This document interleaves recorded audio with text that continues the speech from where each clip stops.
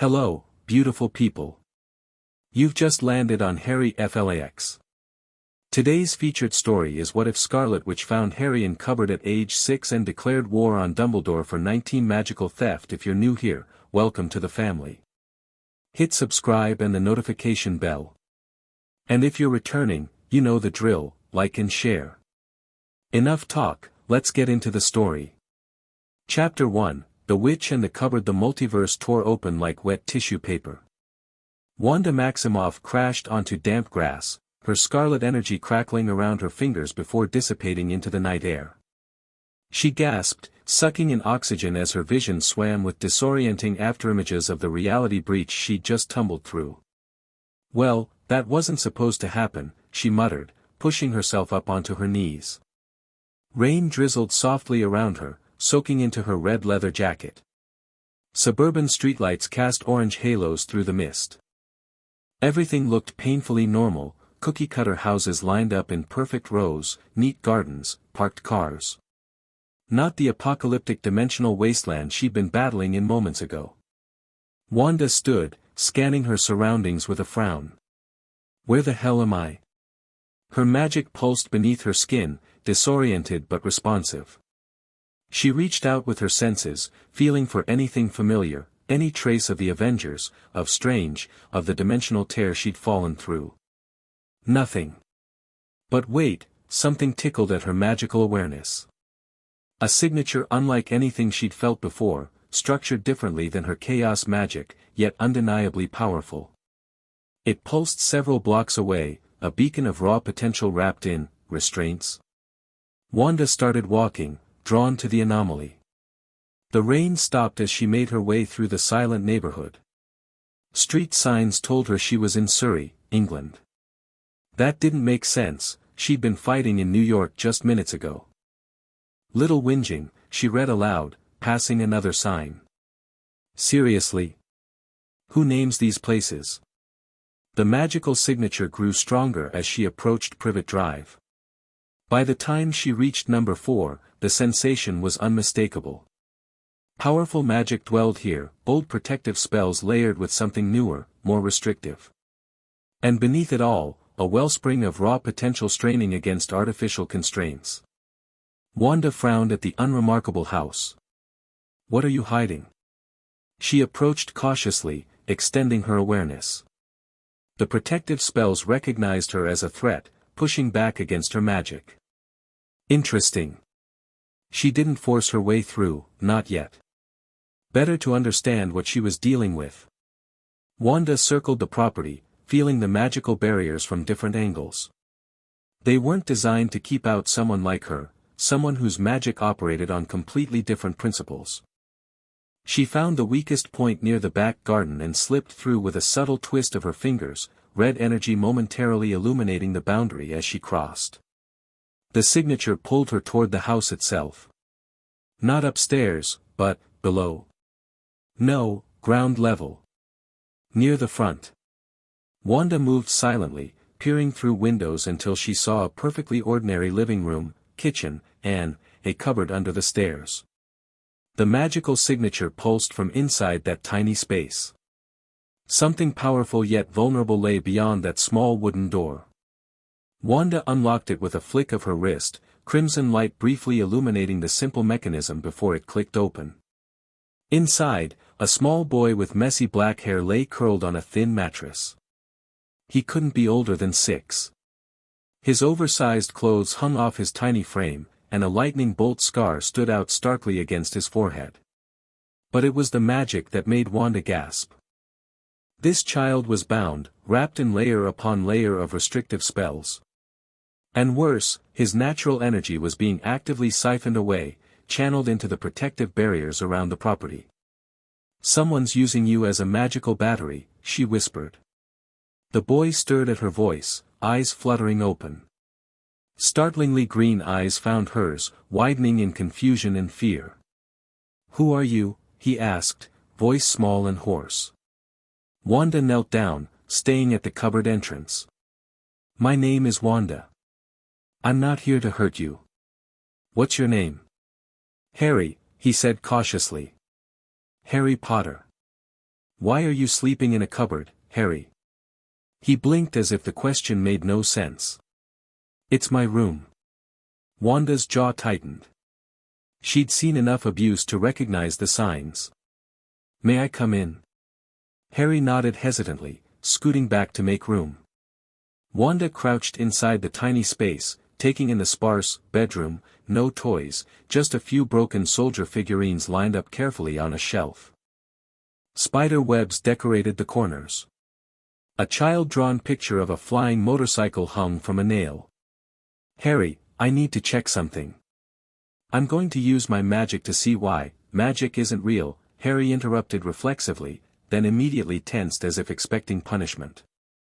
Wanda opened her palm, letting a small ball of scarlet energy dance across her fingertips. Harry's eyes went wide with wonder. It's very real. And you have it too, though someone has tried to lock it away. She reached out slowly. May I? After a moment's hesitation, Harry nodded. Wanda placed her fingers gently against his temples, red energy flowing between them. She closed her eyes, following the magical signatures, untangling the web of spells and bindings. Images flashed through her mind, a green light, screams, a woman falling, a high cold laugh. Then years of neglect, hunger, confusion. Accidental bursts of magic followed by increased restrictions. And through it all, the steady drain of power being siphoned away to maintain blood wards and a dozen other enchantments across Britain. But underneath, underneath, such potential. Such raw, beautiful chaos magic, so similar to her own yet uniquely attuned to this world's magical frequency. Wanda pulled back, blinking away tears of rage. What did you see? Harry whispered. I saw what they did to you. Your aunt and uncle. And I saw what someone else did, someone who should have protected you but instead bound your magic and is stealing your power. Harry looked confused but hopeful. I have, magic. Real magic. More than you know. Wanda stood, hunched in the tiny space. Pack your things, Harry. You're not staying here another minute. I can leave. His voice held such disbelief that Wanda's heart cracked further. Yes. Forever. Harry scrambled to gather his few possessions, the drawings, the broken soldiers, 2 sets of oversized clothes. All fit inside a paper grocery bag with room to spare. The evidence of his meager existence made Wanda's fingers spark with barely contained fury. A floorboard creaked upstairs. Who's down there? Called a gruff male voice. Boy! What are you doing? Heavy footsteps approached the stairs. Wanda stepped out of the cupboard, positioning herself between Harry and the staircase just as a large man in striped pajamas appeared. Vernon Dursley stopped short at the sight of her, face rapidly purpling. Who the devil are you? How did you get in my house? I'm the worst nightmare of child abusers, Wanda replied calmly. Vernon's eyes darted to Harry, who was clutching his paper bag behind Wanda's legs. Now see here, whatever he's told you, he told me nothing. I saw it all myself. Red energy crackled around Wanda's hands. 6 years of starvation, neglect, and cruelty. Vernon backed up a step, finally registering the supernatural threat before him. Petunia, he bellowed. One of those people is here. A horse-faced woman appeared at the top of the stairs, gasping when she saw Wanda. We don't want your kind here. The arrangement was he stays with us, and you lot leave us alone. The arrangement, Wanda repeated slowly, is over. She raised her hand, and Vernon froze mid-step, held in place by threads of scarlet energy. Petunia screamed. I'm taking Harry. You will not follow. You will not report this. If anyone asks, you'll say he's staying with a distant relative. If you say anything else. She tightened her magical grip slightly, making Vernon gasp. Well. Let's just say I can do much worse than turn you into a toad. Dumbledore will know, Petunia hissed. The protections are draining this child's magic without his consent, Wanda finished. Yes, I know all about your precious Dumbledore. He'll get what's coming to him too. She released Vernon, who collapsed against the wall, breathing heavily. Then she turned to Harry. Ready to go? He nodded, eyes wide with a mixture of fear and hope. Wanda took his hand, and with a twist of her magic, transported them both out of number 4 Privet Drive in a flash of scarlet light. They reappeared in a small hotel room Wanda had glimpsed earlier while walking through Little Whinging. Not ideal, but it would do for the night. Harry stumbled, then stared around in amazement. How did you do that? Magic, Wanda said with a small smile. She guided him to sit on one of the twin beds. Are you hungry? Harry nodded cautiously. Let me see what I can do. Wanda checked her pockets. No wallet, no phone, everything had been left behind in her universe. Great. She'd have to improvise. With a flick of her fingers, she transformed a notepad from the bedside table into a plate of sandwiches, an apple, and a glass of milk. It won't last forever, but it's real enough for now, she explained, handing the plate to Harry. Eat slowly. Small bites. She'd seen enough malnourished children to know the dangers of eating too quickly after starvation. Harry took the sandwich reverently. Thank you, he whispered before taking a careful bite. While he ate, Wanda paced the room, thinking. She needed information. This world clearly had its own rules of magic, different from her reality. This Dumbledore person that Petunia mentioned, he was the one responsible for binding Harry's powers and using him as a magical battery. Harry, she said gently, sitting beside him. Can you tell me what you know about your parents? About how you came to live with your aunt and uncle? Harry swallowed his bite of sandwich. Aunt Petunia said they died in a car crash.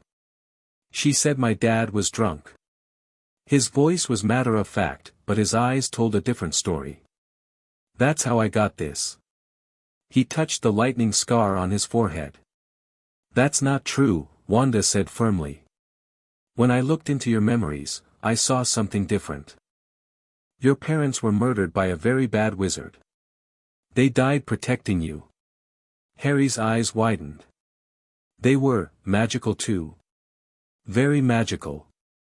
And they loved you very much. Wanda hesitated, then added, the scar on your forehead, it's magical too. It happened when the killing spell meant for you rebounded onto the wizard who cast it. Someone tried to kill me? Harry whispered. Why? I don't know yet, Wanda admitted. But I'm going to find out. She reached out, gently brushing his hair away from the scar. Now that she was looking more carefully, she could sense dark magic embedded within it, separate from the binding spells, older and more malevolent. There's something else I need to tell you, Harry. Someone named Dumbledore has placed spells on you to bind your natural magic. He's also using your power to fuel protective spells. That's wrong, your magic should be yours alone. Harry frowned, trying to process this. Can you unbind it? I can try.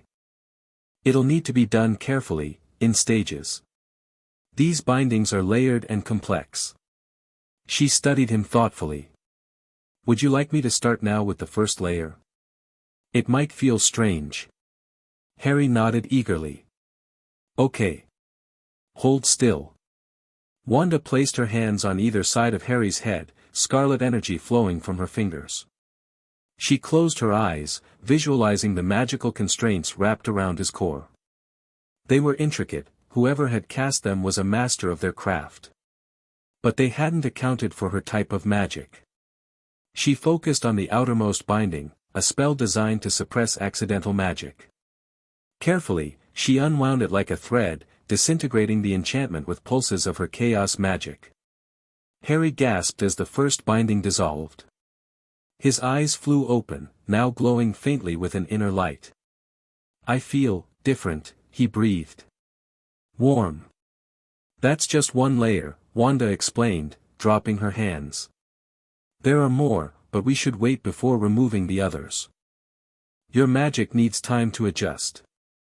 Harry nodded, looking down at his own hands in wonder. A tiny spark, not red like Wanda's, but emerald green, flickered briefly between his fingers before disappearing. "You'll learn to control it," Wanda promised. "I'll teach you." Harry looked up at her with absolute trust that made her chest ache. "Why are you helping me?" Wanda considered her answer carefully. How to explain dimensional travel, the Avengers, her own complicated history to a 6-year-old. "I know what it's like to be used for your powers," she said finally. "To have people see you as a weapon or a tool instead of a person. I won't let that happen to you." Harry nodded solemnly, as if he understood perfectly. Perhaps he did. Children who grew up too fast often had wisdom beyond their years. "Get some sleep now," Wanda said, helping him under the covers. "Tomorrow we need to find somewhere safer to stay." While Harry slept, Wanda kept watch, her mind racing. She needed information about this world, about Wizarding Britain, about Dumbledore and the Dark Wizard who had tried to kill Harry. She needed to understand why Harry had been left with abusive relatives, why his magic had been bound, and what purpose the siphoning served. Most importantly, she needed to make sure nobody took Harry from her before she could protect him properly. Morning brought new challenges. Wanda transfigured her distinctive red leather outfit into something more subdued, jeans and a dark sweater, and changed Harry's oversized clothes into proper-fitting ones. After conjuring a simple breakfast, she sat across from Harry at the small hotel table. "We need to understand more about the magical world here," she explained. "From what I gathered from your aunt's mind, there's an entire hidden society of wizards and witches." "A whole society?" Harry's eyes were wide. "With more people like you?" "Not exactly like me," Wanda smiled. "My magic works differently. But yes, people who can cast spells, make potions, fly on broomsticks." "Broomsticks!" Harry exclaimed, then immediately looked embarrassed by his outburst. "It's okay to be excited," Wanda assured him. "This should have been your world all along." A knock at the door froze them both. Wanda motioned for Harry to stay quiet as she approached the door, scarlet energy already dancing between her fingers. She sensed a magical presence on the other side, not hostile, but definitely powered by the same type of energy as the bindings on Harry. "Who is it?" she called. "Remus Lupin," came a tired male voice. "I mean no harm to you or Harry. I just want to talk." Wanda frowned. How had they been found so quickly? The wards at Privet Drive must have triggered some kind of alert when Harry left. "How do I know I can trust you?" she asked. "You can't, not yet," came the honest reply. "But I was a friend of James and Lily Potter. I've been trying to gain access to Harry for years, but Dumbledore forbade it." Wanda glanced back at Harry, who was listening intently. "Wait there," she told the visitor. She knelt beside Harry. "Do you want to meet this person who says he knew your parents? I'll protect you if anything goes wrong." Harry hesitated, then nodded. Wanda stood, focusing her power. She created a shield around Harry, then used her magic to open the door while standing protectively in front of the boy. A shabby-looking man with premature gray streaks in his light brown hair stood in the hallway. His clothes were worn but clean, and deep scars crossed his face. But it was his eyes that caught Wanda's attention, amber gold and carrying an ancient, non-human presence beneath the surface. "You're not entirely human," she stated bluntly. Remus Lupin's eyes widened slightly. "Werewolf," he admitted quietly. "Though I'm perfectly safe right now. The full moon is weeks away." He looked past her to Harry, and his expression softened. "You look so much like your father," he said gently. "But you have Lily's eyes." Harry peeked around Wanda's legs, curious but cautious. "How did you find us?" Wanda demanded. "The blood wards at Privet Drive collapsed last night. Albus called an emergency order meeting. I disagreed with his plan to simply return Harry to the Dursleys. So I decided to look for you myself." "Order?" The Order of the Phoenix. Dumbledore's resistance group during the war against Voldemort. Seeing Wanda's confusion, he added, the dark wizard who killed Harry's parents and gave him that scar. Come in, Wanda decided, stepping aside. But know that if you make one wrong move toward Harry, I'll show you exactly what I'm capable of. Remus nodded solemnly and entered the room. He remained standing, keeping a respectful distance from Harry. You removed him from his relatives, Remus stated. The blood wards protected him from Voldemort's followers. Those blood wards were powered by siphoning his magic without consent, Wanda replied coldly. And they did nothing to protect him from the abuse happening inside that house. Remus paled. Abuse? Dumbledore assured us he was being cared for properly. Dumbledore lied, Wanda said flatly. Or never bothered to check. Harry was kept in a cupboard, starved, and neglected for 6 years. Fury flashed across Remus's face, and for an instant, the wolf seemed to surface behind his eyes. I tried to visit. Dumbledore said it wasn't safe, that my condition could put Harry at risk. I should have ignored him. He knelt down to Harry's level. I'm so sorry, cub. I was a coward. Harry studied him curiously. You really knew my parents? I did. Your father, James, was one of my best friends. We went to school together at Hogwarts, the wizarding school. He was brilliant at transfiguration and could make anyone laugh. And your mother, Lily, was the kindest, fiercest witch I've ever known. Her charm work was unparalleled. Do I look like them? Harry asked hesitantly. The spitting image of James, but with Lily's eyes. Exactly her eyes. Remus smiled sadly. They loved you more than anything, Harry. Never doubt that. Wanda watched the interaction carefully, reading Remus's aura and intentions. She sensed genuine grief and affection, underscored by deep regret. This man had loved Harry's parents and clearly cared for the boy. What does Dumbledore want with Harry? She asked directly. Remus sighed, standing up again. That's complicated. There's a prophecy, Wanda repeated flatly. You're telling me a child has been neglected and abused because of a prophecy? It's why Voldemort targeted the Potters in the first place, Remus explained. It foretold a child with the power to vanquish the Dark Lord. Dumbledore believes Harry is that child. And does he also believe binding Harry's magic and using him as a battery serves this prophecy? Remus looked genuinely shocked. Binding his magic? That can't be right. Dumbledore would never. See for yourself. Wanda approached, hands glowing red. With your permission, she added, I can show you what I found. After a moment's hesitation, Remus nodded. Wanda pressed her fingers to his temples, sharing the magical signature she'd detected around Harry, the layered bindings, the siphoning connections. Remus staggered back when she released him, horror etched across his features. This is monstrous. I had no idea.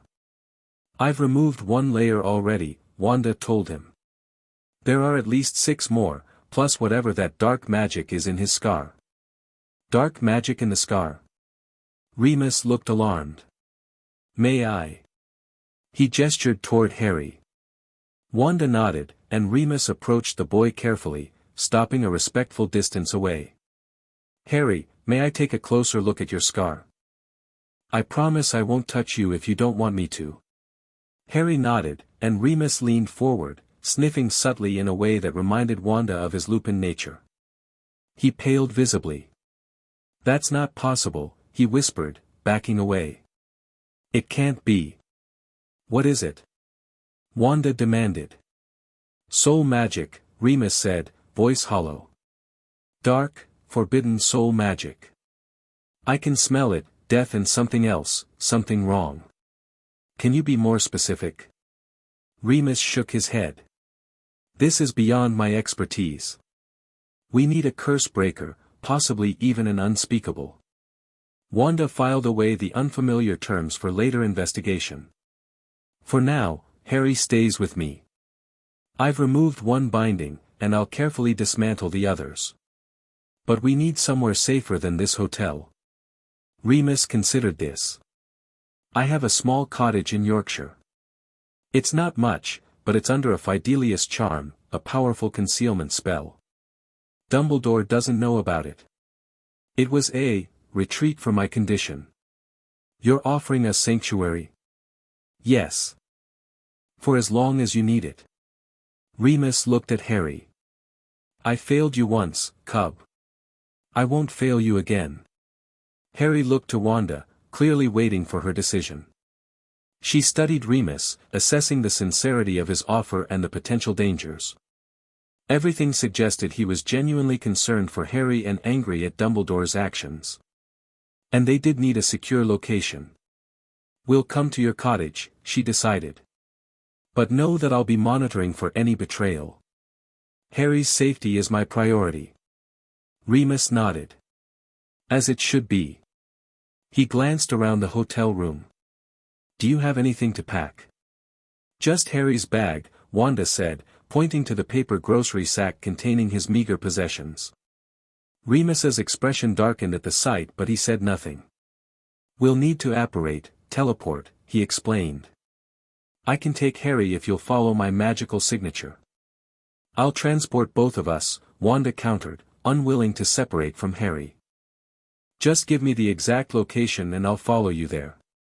Remus looked surprised but nodded. Can you track my apparition trail? I can track your magical signature anywhere, Wanda confirmed. Very well. Remus focused, then disappeared with a loud crack. Wanda reached for Harry's hand. Ready for another magical trip? He nodded eagerly, clutching his paper bag in his other hand. Scarlet energy enveloped them both, and they vanished from the hotel room, following the trail of Remus's magic across the country. Remus's cottage was exactly as he had described it, small but comfortable, nestled in a clearing within a dense Yorkshire forest. The exterior was stone and timber, weathered by time, with a small garden that had gone slightly wild. Inside, despite the modest furnishings, it was clean and welcoming. It's not much, Remus said apologetically as he showed them around. But the wards are strong, and no one can find this place unless I personally bring them here. It's brilliant, Harry breathed, looking around in wonder at the obvious signs of magic, photos that moved on the walls, a kettle that whistled and poured tea by itself, books that occasionally shuffled their positions on the shelves. You'll take my room, Harry, Remus said, opening a door to a simple but comfortable bedroom with a window overlooking the forest. I'll transfigure the sofa for myself. I can take the sofa, Harry protested immediately. Absolutely not, Remus and Wanda said simultaneously. You deserve a proper bed, Harry, Wanda added gently. While Remus showed Harry around the cottage, Wanda took the opportunity to strengthen the existing protective wards with her own magic. She walked the perimeter, weaving scarlet energy into the magical barriers, creating additional layers of defense that would alert her to any approach. When she returned inside, Remus was making lunch while Harry watched in fascination as magic chopped vegetables and stirred soup. Your magic, Remus said quietly as Harry explored the bookshelves. I've never seen anything like it. It's chaos magic, Wanda explained. It operates differently than your wand magic. In my world, it's rare. Your world? Remus raised an eyebrow. I'm not from this reality, Wanda admitted. I was thrown through a dimensional rift during a battle. I found myself here, sensed Harry's magical signature, and discovered what was happening to him. Remus took this revelation with surprising calm. The Department of Mysteries has theories about parallel worlds. I never expected to meet someone from one. He studied her thoughtfully. What will you do now? Try to return home. Not while Harry needs me, Wanda said firmly. I was drawn to him for a reason. His magic resonates with mine in a way I've never experienced before. I'm staying to protect him and teach him. And your plans regarding Dumbledore? Wanda's eyes flashed red. He'll answer for what he's done. Dumbledore is the most powerful wizard in Britain, possibly the world, Remus cautioned. And despite what he's done to Harry, which I find unforgivable, he's been fighting against a darkness you don't fully understand yet. I understand enough, Wanda countered.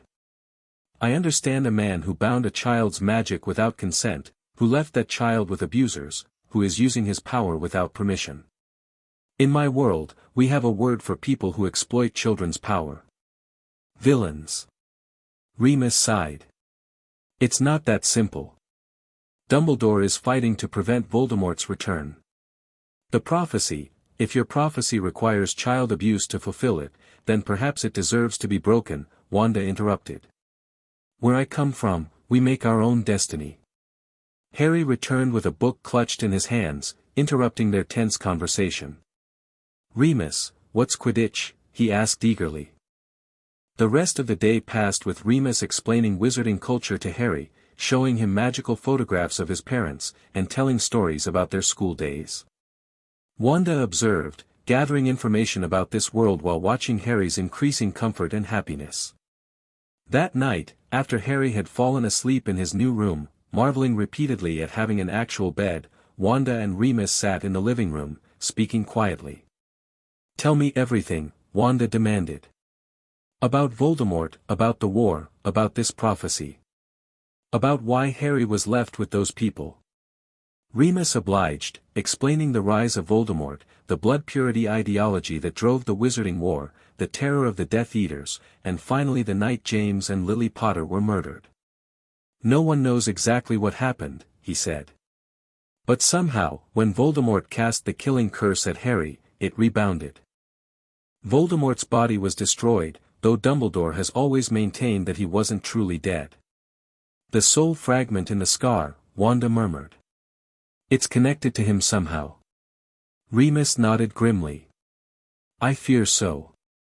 As for why Harry was placed with the Dursleys, Dumbledore claimed the blood protection from Lily's sacrifice could only be maintained through her sister. But now that I know about the bindings and the siphoning. His hands clenched. I trusted him. We all did. What exactly is this prophecy that's caused so much suffering? I don't know the exact wording, Remus admitted. Only Dumbledore knows the full thing. But it speaks of a child born as the seventh month dies, marked by the Dark Lord as his equal, with the power to vanquish him. Wanda considered this. Even if the prophecy is real, binding Harry's magic works against it. If he's supposed to defeat this Voldemort, shouldn't his powers be nurtured, not suppressed? I can't explain Dumbledore's reasoning, Remus said heavily. I only know that I've failed Harry by not questioning it sooner. Well, I'm questioning it now, Wanda stated. And I intend to do more than question. Dumbledore needs to know that Harry is no longer his pawn. She stood, summoning her magic. Red energy swirled around her as she focused her intent, crafting a magical message that would find its target regardless of wards or protections. What are you doing? Remus asked warily. Declaring war, Wanda replied simply. She shaped the scarlet energy into a glowing orb, whispering words of power as she infused it with her intent. Inside the orb, an image formed, Harry's bindings visible as glowing chains, the siphoning tendrils drawing power from the child to fuel distant enchantments. To Albus Dumbledore, she spoke, her voice resonating with power. I have found what you did to Harry Potter. I have seen the bindings you placed on an innocent child. I have traced the magic you stole from him to power your schemes. The orb pulsed with each accusation, the images inside shifting to show the cupboard under the stairs, the bruises on Harry's thin arms, the locks on the cupboard door. You left him to suffer. You suppressed his gifts. You used him as a magical battery without consent. These are not the actions of a light wizard, but of a manipulator who sees children as tools. Wanda's eyes glowed red as she continued, I have removed Harry Potter from your influence. I have begun to break your bindings. I will restore what you have taken from him. The orb now showed Harry sleeping peacefully in a proper bed, one layer of magical bindings dissolving into scarlet mist. Know this, Albus Dumbledore, Harry Potter is under my protection now. Any attempt to reclaim him, to rebind his magic, or to continue siphoning his power will be met with force beyond your comprehension. Wanda poured more power into the orb, showing flashes of her abilities, reality warping, energy manipulation, mental access. You do not know what I am capable of. Pray you never find out. The child you saw as a pawn is now guarded by the Scarlet Witch. With a final surge of power, she sent the orb shooting away, a missile of intent that would find Dumbledore regardless of where he hid or what protection surrounded him. Remus stared at her, wide-eyed. You just declared magical war on the most powerful wizard in Britain. No, Wanda corrected, her eyes still glowing faintly red. I just informed a child abuser that his victim has been rescued. She turned toward Harry's room, where the boy slept peacefully, unaware of the magical gauntlet that had just been thrown. And that was just my opening statement. In the headmaster's office at Hogwarts School of Witchcraft and Wizardry, Albus Dumbledore sat at his desk, surrounded by whirring silver instruments. Several had gone silent the previous night when the wards at Privet Drive had collapsed. His efforts to locate Harry Potter had so far proven fruitless, a concerning development that had prompted an emergency order meeting. Minerva McGonagall and Severus Snape stood before his desk, arguing about the best course of action. I told you they were the worst sort of muggles, Minerva was saying heatedly. I watched them all day before we left Harry there.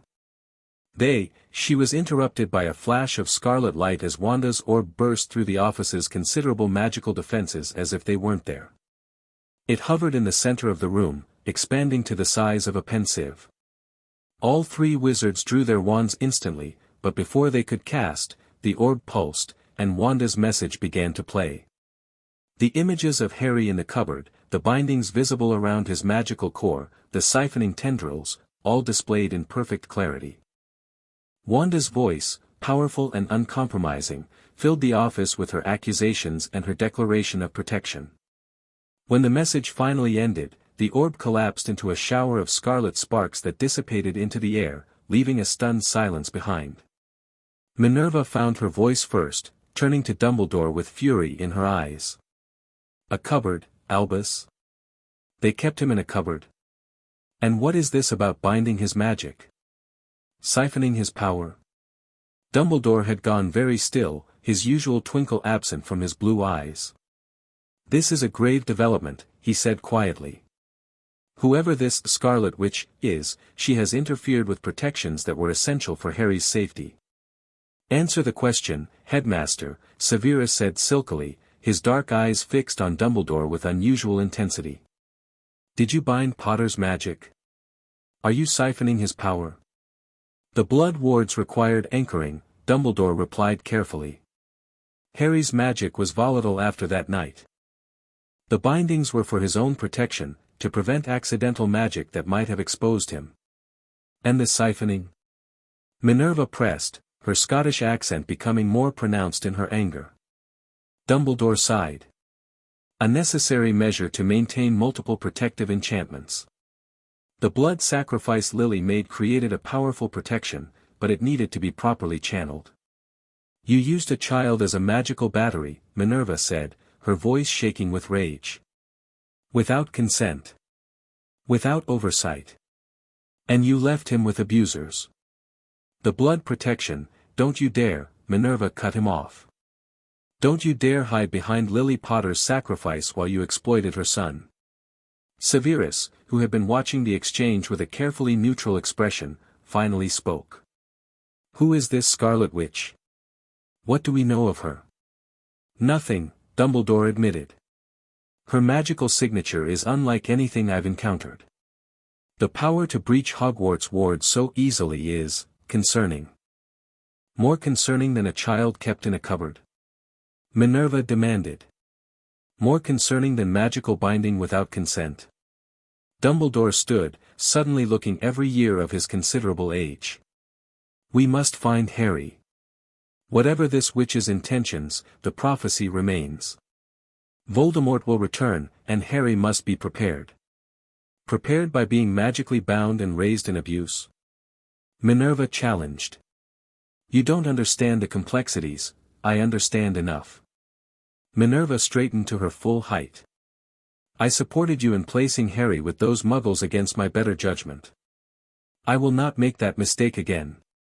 She turned sharply and strode toward the door. Where are you going, Minerva? Dumbledore called after her. She paused, looking back with determination. To find this Scarlet Witch and offer my assistance in protecting Harry Potter from those who would use him, including you, Albus. The door closed behind her with a definitive click. Severus remained, watching Dumbledore with unreadable black eyes. The boy was supposed to be safe, he said quietly. You promised me. He was protected from Voldemort and his followers, Dumbledore insisted. The physical and emotional hardships, while regrettable, were secondary to ensuring his survival. And the bindings? The siphoning? Was that also for his protection? Severus's voice dripped with skepticism. Harry's magic is unusually powerful, Dumbledore said carefully. Left unchecked, it could have drawn dangerous attention or developed in unpredictable ways. The controlled release of his abilities was part of a larger plan. A plan you shared with no one, Severus noted. Not even those of us who swore to protect the boy. The fewer who knew, the safer Harry would be. Severus's lip curled. And now he's in the custody of an unknown witch powerful enough to breach your wards and dismantle your bindings. How does that serve your grand plan? Dumbledore had no immediate answer. I will attempt to locate the boy, Severus said after a moment. But not to return him to those muggles or to reinstate your bindings. Severus, you don't understand. I understand perfectly, Severus interrupted, his voice cold. I made a vow to protect Lily's son. It seems I need to protect him from more threats than I realized. He swept from the office, leaving Dumbledore alone with his troubled thoughts and the lingering trace of scarlet magic that had breached his most secure sanctuary. Back in Yorkshire, Wanda sat beside Harry's bed, watching him sleep peacefully. In the soft moonlight filtering through the window, she could see the lightning bolt scar on his forehead, the mark of both his survival and his burden. She gently brushed his unruly hair away from his face. I'll protect you, she whispered. And I'll teach you to protect yourself. No one will use you again. Harry stirred slightly, murmuring in his sleep, but didn't wake. For the first time since arriving in Privet Drive, his face was relaxed, untroubled. Wanda settled more comfortably in the chair beside his bed, prepared to keep watch through the night. She didn't know what the morning would bring, whether Dumbledore would respond to her challenge with negotiation or force, but she was ready either way. The connection she felt to this child went beyond simple protection. Something in Harry's magic called to hers, resonated with her chaos powers in a way that felt almost familiar. It was as if she'd been meant to find him, to free him from his bindings, to guide him toward his potential. Remus appeared in the doorway, carrying 2 mugs of tea. He offered one to Wanda, who accepted it with a grateful nod. He's sleeping well, Remus observed quietly. Probably the first time in years he's felt safe enough to truly rest, Wanda replied. They stood in companionable silence, watching over the sleeping child who had become the center of a brewing magical conflict. What's your next move? Remus finally asked. Wanda sipped her tea thoughtfully. Continue removing the bindings gradually. Teach Harry to control his natural magic as it's released. And prepare for Dumbledore's response. And after that? What's your long-term plan for Harry? Freedom, Wanda said simply. The freedom to grow into his power naturally. The freedom to make his own choices about his future. The freedom to be a child first, not a weapon or a tool or a prophecy. Remus nodded slowly. James and Lily would thank you for that. He hesitated, then added, I'll help however I can. We'll need it, Wanda acknowledged. I'm powerful, but I'm in an unfamiliar world with rules I don't fully understand yet. Your knowledge will be valuable. Then first thing tomorrow, we begin Harry's true magical education, Remus decided. Not just wand waving, but history, culture, everything he should have been learning all along. And I'll start teaching him about his natural magic, how to feel it, how to direct it," Wanda added. "Before removing the next layer of bindings, he should have some basic control." They clinked their mugs together, a silent toast to their shared purpose. Outside, the moon waned over the Yorkshire forest, casting silver light over the cottage that had become Harry's first true sanctuary. And in distant locations across Britain, various magical individuals began to move in response to the gauntlet thrown by the Scarlet Witch. The wizarding world was about to change, whether it was ready or not. Morning brought a flurry of activity. Harry woke early, still amazed to find himself in a real bedroom. The wonder on his face when Remus called him to a full breakfast broke Wanda's heart all over again. "Eat as much as you want," she encouraged him. "But slowly. Your stomach needs time to adjust." After breakfast, they moved to Remus's small backyard, which was concealed from Muggle view by dense trees and magical wards. Wanda had Harry sit cross-legged on the grass while she knelt in front of him. "Today we'll start teaching you to feel your magic," she explained. "Right now, it's like a river that's been dammed up. I've created a small opening by removing one binding, but you need to learn to direct the flow." "Will I be able to do stuff like you?" Harry asked eagerly. "Make things float or change shape?" Eventually, Wanda smiled. "But first you need to connect with your magic consciously." She held out her hands, palms up. "Place your hands on mine." Harry did as instructed, his small hands resting on her upturned palms. "Close your eyes," Wanda continued softly. "Breathe deeply. Feel the energy flowing through your body." As Harry closed his eyes and concentrated, Wanda let a small amount of her scarlet energy flow into him, not to control, but to illuminate his own natural magic, making it easier for him to sense. "There's something warm," Harry murmured after a minute. "In my chest. It feels bright." "That's your magical core," Wanda confirmed. "Focus on that warmth. Imagine it spreading through your body, down your arms, into your fingers." Remus watched from the cottage doorway, fascinated by the teaching method. It was nothing like the structured wand movements and incantations taught at Hogwarts. As Harry concentrated, a faint green glow began to emanate from his fingertips, not Wanda's scarlet energy, but his own natural magic responding to his awareness. "I feel it," he exclaimed, eyes flying open. The green glow vanished immediately. "That's excellent for a first try," Wanda encouraged. "It takes practice to maintain the connection while doing other things, like opening your eyes or speaking." They continued practicing for another hour, Harry becoming progressively more adept at finding his magical core and directing small amounts of energy to his hands. By the end of the session, he could maintain a faint green glow around his fingers even with his eyes open. "That's enough for today," Wanda decided, noting his fatigue. "Magic uses energy, like a muscle. You need to build up your stamina gradually." Harry nodded, clearly tired but delighted with his progress. "Did my parents do magic like this?" "They used wands," Remus explained, joining them in the yard. "Most wizards and witches in our world channel magic through wands. What you're learning with Wanda is more like wandless magic, which is quite rare and advanced." "Will I get a wand too?" Harry asked. Eventually, Remus nodded. "But first, let's build your understanding of magic itself." The rest of the day was spent with Remus introducing Harry to basic magical theory, explained in child-friendly terms. He transfigured twigs into toy soldiers that marched around the garden, levitated cushions for Harry to catch, and demonstrated simple color-changing charms. Meanwhile, Wanda reinforced the cottage's protections, layering her own unique magic over Remus's conventional wards.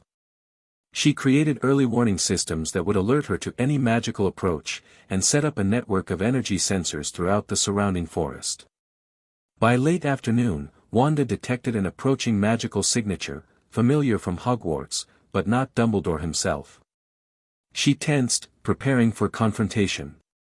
"Someone's coming," she warned Remus. "A witch. Powerful, but not Dumbledore." Remus frowned. Through the Fidelius? That's not possible unless...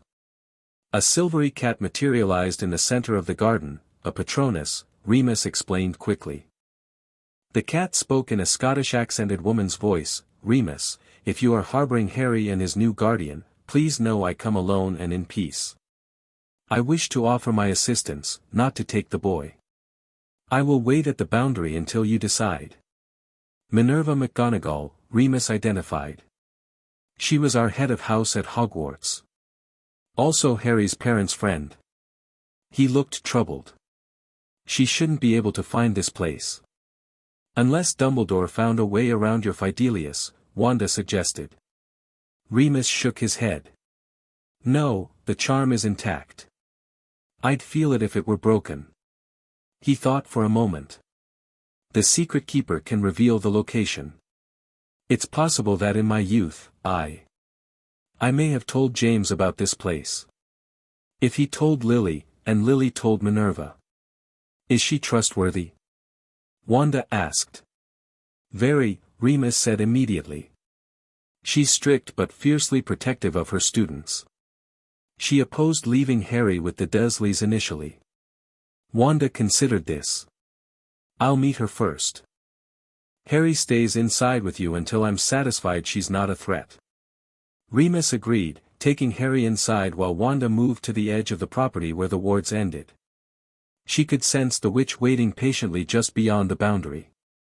Stepping through the magical barrier, Wanda came face to face with a tall, stern-looking woman in emerald green robes. Her black hair was pulled back in a tight bun, and square spectacles perched on her nose.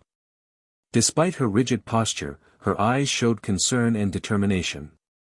You must be the Scarlet Witch, Minerva McGonagall said, showing no fear despite the red energy crackling around Wanda's fingers. And you're Minerva McGonagall, Wanda replied. How did you find this place? Many years ago, Lily Potter confided in me about safe houses the Marauders had established. This was one of them. Minerva's expression softened slightly. I was, quite close to Lily.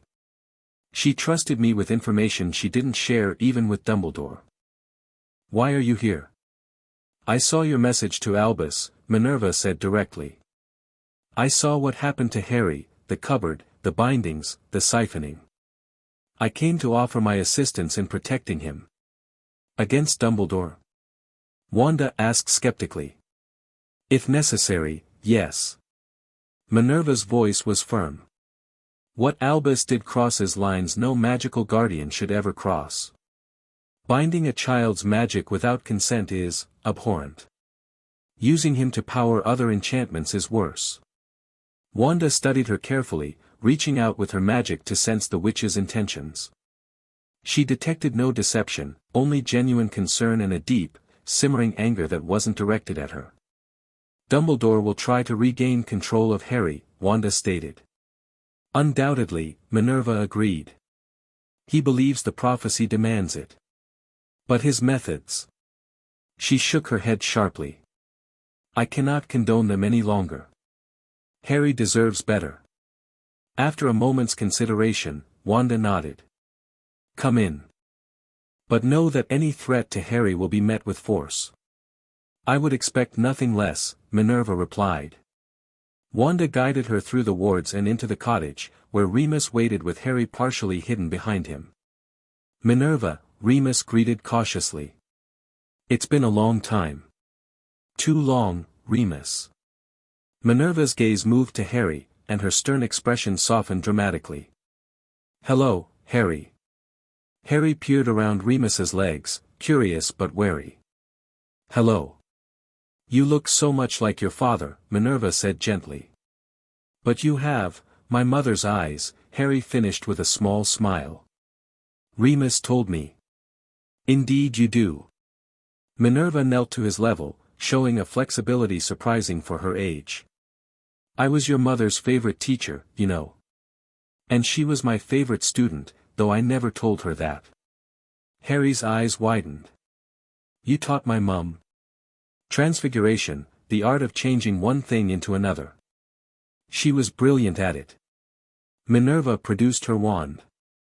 Would you like to see some?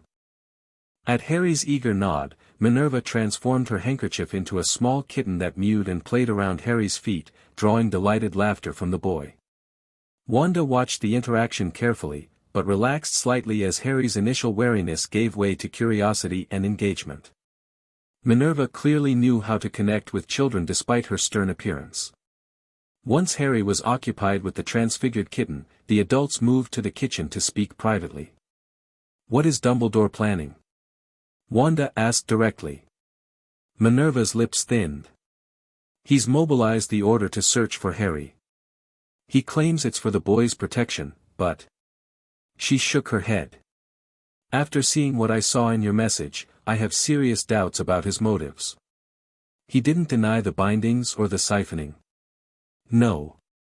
He justified them as necessary for Harry's safety and for maintaining various protections." Minerva's voice hardened. "I've worked with Albus for decades. I trusted him implicitly.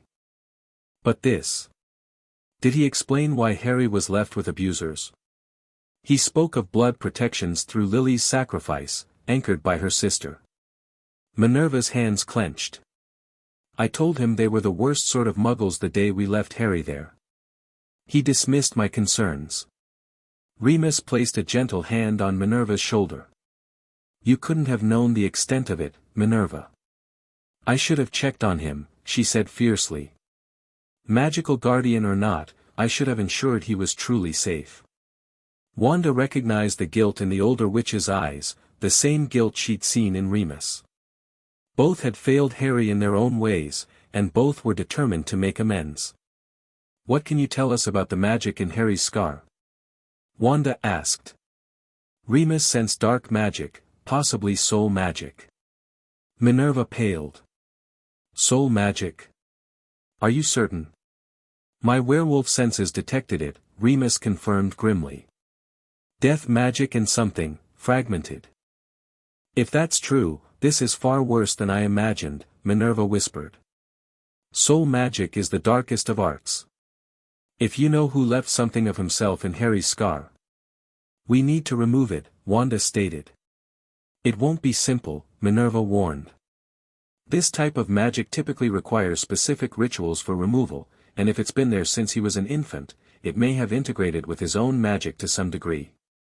"I've dealt with similar situations in my world," Wanda said, thinking of Vision and the Mind Stone. "My chaos magic can separate intertwined energies, but it must be done carefully.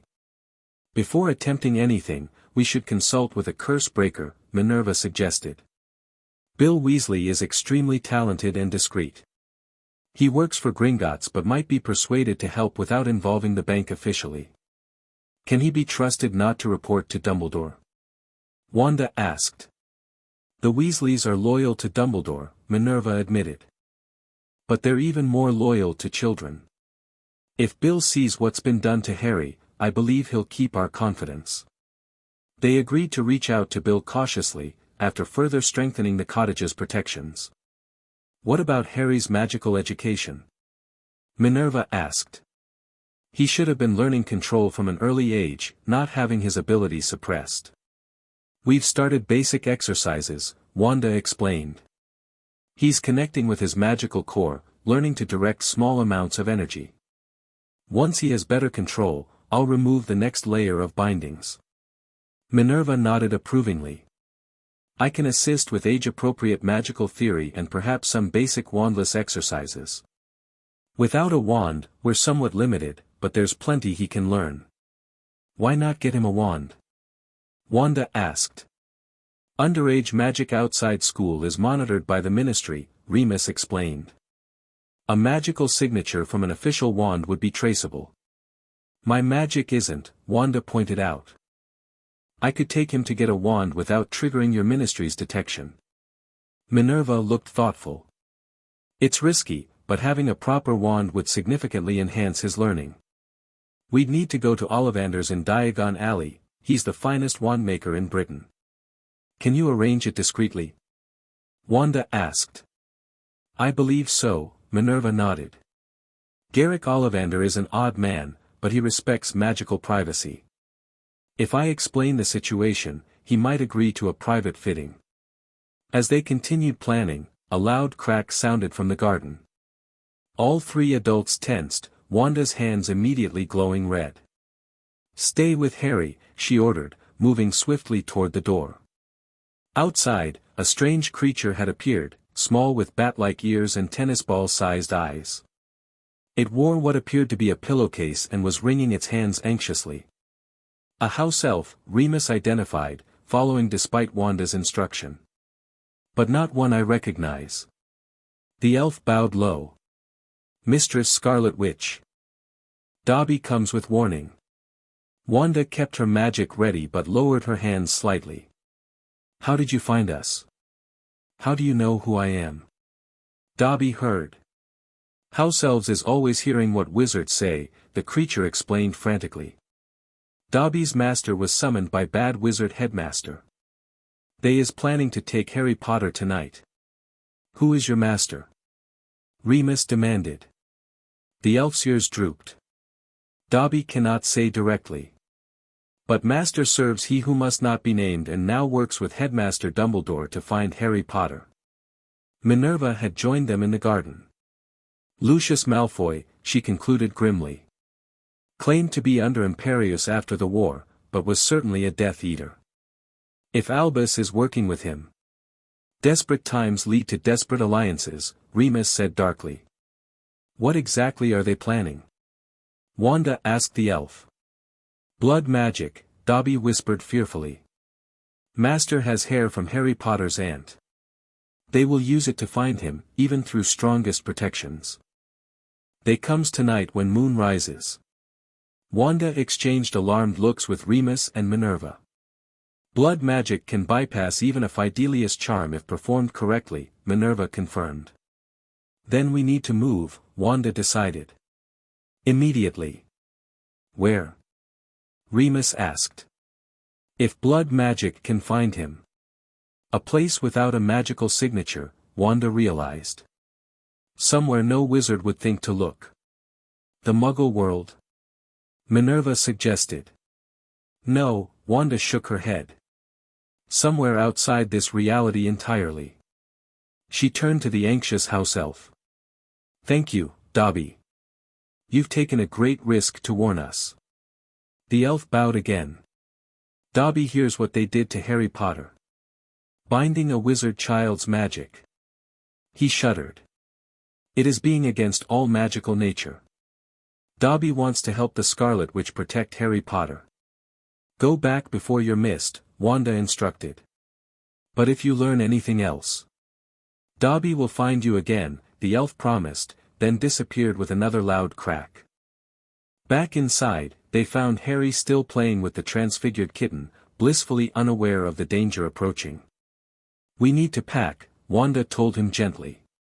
"We're going on another adventure." "Where to?" Harry asked, wide-eyed. Wanda smiled reassuringly. "A place between realities. A pocket dimension I can create where no blood magic can find you." Remus and Minerva looked at her in astonishment. "You can create a pocket dimension?" Minerva asked, voice faint with disbelief. "A small one, temporarily," Wanda confirmed. "It's complicated. But it will give us time to plan our next move while keeping Harry safe." As they hastily gathered supplies, food, books, clothing, Minerva transfigured to fit Harry properly, Wanda explained her plan. "I'll create a space between realities, anchored to my magic. We'll be physically removed from this world while I teach Harry more control and remove the next binding. When we return, we'll be harder to track." "How long can you maintain such a space?" Minerva asked worriedly. "A few days, perhaps a week," Wanda estimated. "It requires constant energy, but it's our safest option right now." When everything was packed, they gathered in the center of the cottage's main room. Wanda took Harry's hand, centering herself. "Both of you should come too," she told Remus and Minerva. "You'll be targets if found here alone." They nodded, moving closer to form a small circle. "This will feel strange," Wanda warned. "Like being pulled in all directions at once." Hold tight to each other.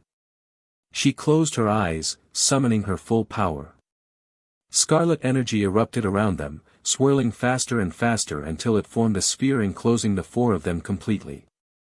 The cottage seemed to dissolve around them, reality itself bending and warping. Harry gripped Wanda's hand tightly, eyes wide with a mixture of fear and wonder as the world they knew vanished, replaced by swirling crimson mist and the sensation of floating between realities. "Welcome," Wanda said softly as the mist began to coalesce into a new environment around them, "to our sanctuary." The pocket dimension took shape, a simple cottage similar to Remus's but constructed entirely of Wanda's magic. Outside the windows, a strange landscape of fractured reality and shifting colors replaced the Yorkshire forest. "We'll be safe here," Wanda promised, kneeling to meet Harry's eyes. "And while we wait, we'll make you stronger. Strong enough that no one, not Dumbledore, not anyone, will ever be able to bind your magic again." Harry nodded solemnly, a new determination in his young face. "I want to learn everything. And we'll teach you," Wanda promised, looking up at Minerva and Remus, who were staring around in amazement at the pocket dimension. "All of us together." As night fell in the world they'd left behind, Dumbledore and his desperate alliance performed their blood ritual to locate Harry Potter.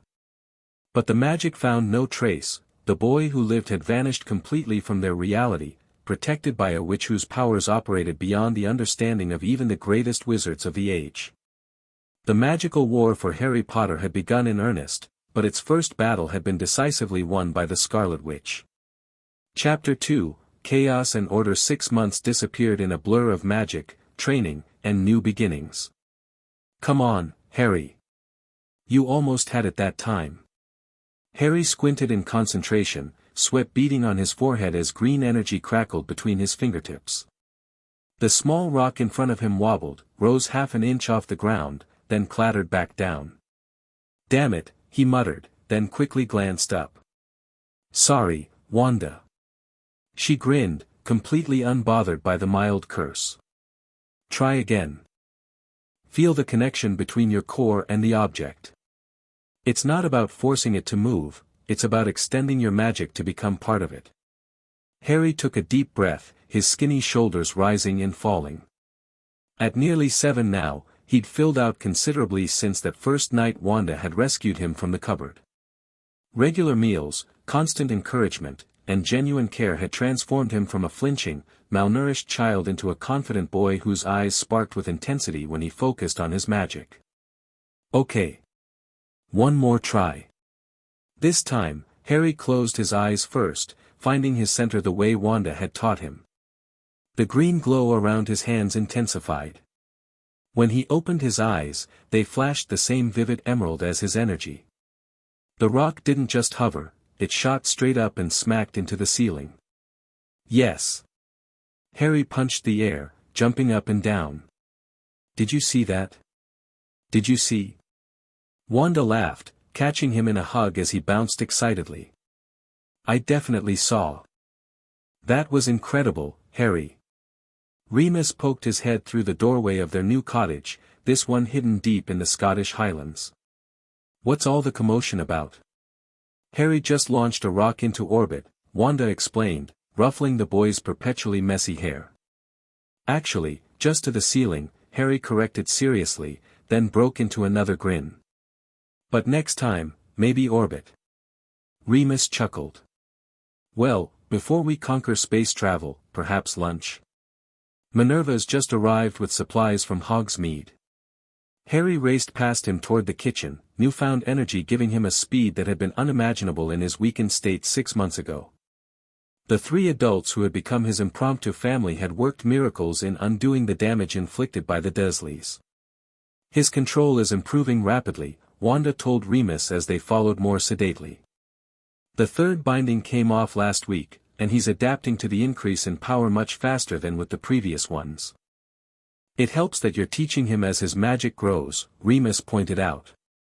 "Rather than trying to control a flood all at once." In the kitchen, Minerva McGonagall was unpacking groceries while fending off Harry's eager questions about Hogwarts. Her dual role as both Harry's secret guardian and Hogwarts professor required careful balancing, but she managed her frequent visits without raising Dumbledore's suspicions by claiming research projects at various magical libraries. And the staircases really move? While people are on them? Harry was asking, eyes wide with wonder. Indeed they do, Minerva confirmed, handing him a chocolate frog package. Often when you're running late for class, I might add. Harry tore into the treat, catching the enchanted chocolate with practiced ease before it could hop away. He checked the card and grinned. Got Merlin again. That's my third one. Wanda watched from the doorway, heart full at the scene. When they'd emerged from the pocket dimension a week after escaping Dumbledore's blood-tracking ritual, they'd relocated to this remote cottage in the Highlands. With combined protective enchantments from all three adults, it remained undetectable to conventional magical searching.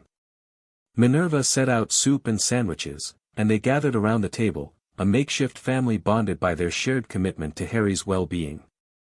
I have news, Minerva said once they'd started eating. Ollivander has agreed to a private wand fitting this weekend. He'll open his shop early, before Diagon Alley fills with shoppers.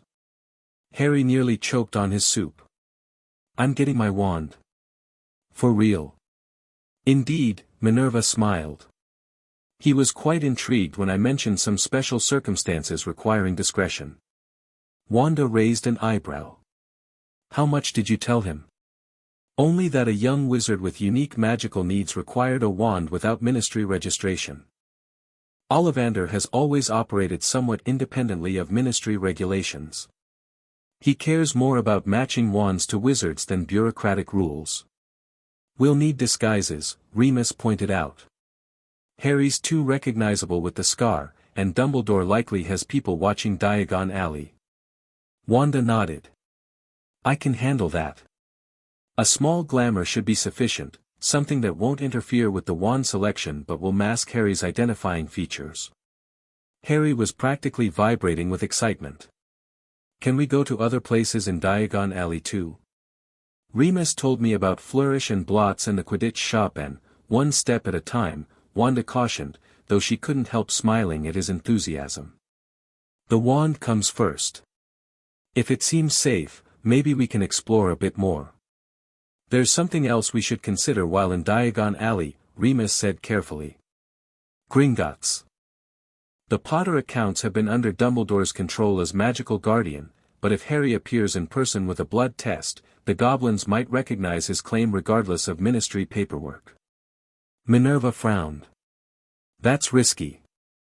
Goblins aren't bound by wizarding confidentiality. If Dumbledore has contacts at Gringotts. But the vault keys are rightfully Harry's, Remus argued. And there may be family heirlooms, letters, personal items from James and Lily that Dumbledore has kept from him. Harry looked up, sandwich forgotten. Things from my parents? Like what? The naked hope in his voice decided the matter for Wanda. We'll go, she said firmly. But we'll be careful. In and out, no unnecessary risks. That settled, lunch continued with Harry pestering Remus for more stories about his parents' time at Hogwarts, a topic that never failed to capture his attention. Later, while Harry practiced basic wand movements with a stick under Remus's guidance, Minerva pulled Wanda aside. There's something else you should know, she said quietly. Dumbledore has been making inquiries about interdimensional magic. Wanda's eyes narrowed. Looking for a way to counter my abilities? I believe so. He's requested several obscure texts from the Department of Mysteries. The official reason is scholarly research, but he's trying to understand what he's dealing with, Wanda concluded. Smart move. There's more, Minerva continued grimly. Severus Snape has been brewing tracking potions, advanced formulations designed to locate magical signatures across great distances. Will they work against me? I don't know. Your magic operates on principles our world hasn't encountered before. But Harry's magic, despite its unusual strength, follows the same basic principles as ours. If they obtain a magical sample from him. They won't, Wanda stated flatly. I've shielded his magical signature precisely to prevent that. Minerva nodded, but still looked troubled. I should also warn you, Death Eater activity has increased in recent months.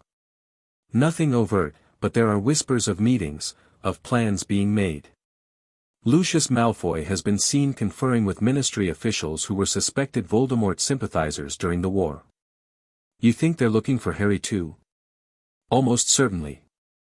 The boy who lived vanishing completely from Dumbledore's control would be of great interest to those who served you-know-who. Wanda considered this new complication. So we have two separate factions hunting for Harry, Dumbledore and his allies, and these Death Eaters. 3, potentially, Minerva corrected. The Ministry itself has launched an official investigation into Harry's disappearance, separate from Dumbledore's efforts. Minister Fudge is concerned about the political implications of losing the boy who lived. Perfect, Wanda muttered. Just what we needed. Through the window, she could see Harry laughing as he practiced with Remus, blissfully unaware of the forces mobilizing to find him. The months of safety had allowed him to finally experience a normal childhood, to gain confidence in himself and his abilities. Wanda was determined to protect that progress at all costs. We'll be careful in Diagon Alley, she promised Minerva. But Harry needs his wand, and he deserves to access his inheritance. We can't hide forever. No, Minerva agreed. But perhaps we should consider a more permanent solution than constant hiding. What do you have in mind? A confrontation, eventually. On our terms, not theirs. Dumbledore is powerful, but not infallible. If forced to publicly account for his actions regarding Harry. Wanda smiled grimly. I've been thinking the same thing. But not yet. First, we strengthen Harry's position. The wand, the Gringotts visit, these give him more legitimacy in your world. Then we consider forcing Dumbledore's hand. Minerva nodded in approval. A sound strategy. Now, shall we join the wand practice? Harry's form could use some refinement before meeting Ollivander. Saturday arrived with a misty Scottish dawn. Harry woke before everyone else, too excited to sleep. When Wanda found him, he was sitting by the window, practicing the wandless levitation of progressively larger objects. Couldn't sleep, she asked, sitting beside him. Harry shook his head. What if no wand chooses me? What if they were right to bind my magic because it's wrong somehow? The sudden insecurity broke Wanda's heart. Despite months of progress, the Dursley's psychological damage occasionally surfaced in moments of vulnerability. Harry, look at me, she said gently. He turned, green eyes meeting her blue ones. Your magic is beautiful and natural. It was never wrong. The bindings were wrong. And I promise you, a wand will choose you. Your magic is powerful and special. She held out her hand, scarlet energy dancing between her fingers. Harry mirrored the gesture, his own green magic responding. Where their energies met, the colors intertwined without conflicting. See? Wanda smiled. Perfect harmony. Trust yourself today, okay? Harry nodded, confidence returning. Okay. After a quick breakfast, they prepared for the excursion. Wanda wore a simple black dress with her hair pinned up, while Remus opted for wizard robes that Minerva had provided, inconspicuous and middle-class in appearance. For Harry, Wanda crafted a magical disguise, subtly altering his features so his scar disappeared, his hair lightened to brown, and his distinctive green eyes shifted to hazel. How do I look? He asked, peering at his reflection. Like a completely normal wizarding child, Remus assured him. No one would connect you to Harry Potter. Minerva had already departed for Diagon Alley to meet Ollivander and ensure the way was clear. They would travel by flow powder, a method Wanda found distinctly uncomfortable but which left no magical trace for tracking. Remember, Wanda instructed as they gathered around the fireplace, if anything seems wrong, we leave immediately. No questions, no delays. Harry nodded seriously. I'll be careful. Remus went first, disappearing in a flash of green flames after calling out, "The leaky cauldron." Harry followed, his excitement momentarily overcoming his nervousness about the magical transportation. Wanda went last, stepping into the flames with gritted teeth. The disorientation of flood travel was worse than apparition, in Wanda's opinion. She stumbled slightly as she emerged in the dingy pub, quickly regaining her composure and scanning for threats. Remus and Harry waited nearby, the latter looking slightly sooty but thrilled by the experience. "That was brilliant," he whispered as Wanda joined them. "Can we do it again?" "Let's save the excitement for your wand," she suggested, taking his hand. The leaky cauldron was nearly empty at this early hour, with only a few bleary-eyed patrons nursing coffees or stronger beverages. Tom the barkeeper nodded politely as Remus led them through to the back courtyard. The brick wall transformed into an archway, revealing Diagon Alley beyond. Even at this hour, the magical shopping district held a certain enchantment, shops with impossible architecture, windows displaying items that moved, changed color, or floated without support. Harry's eyes grew wide, trying to absorb everything at once.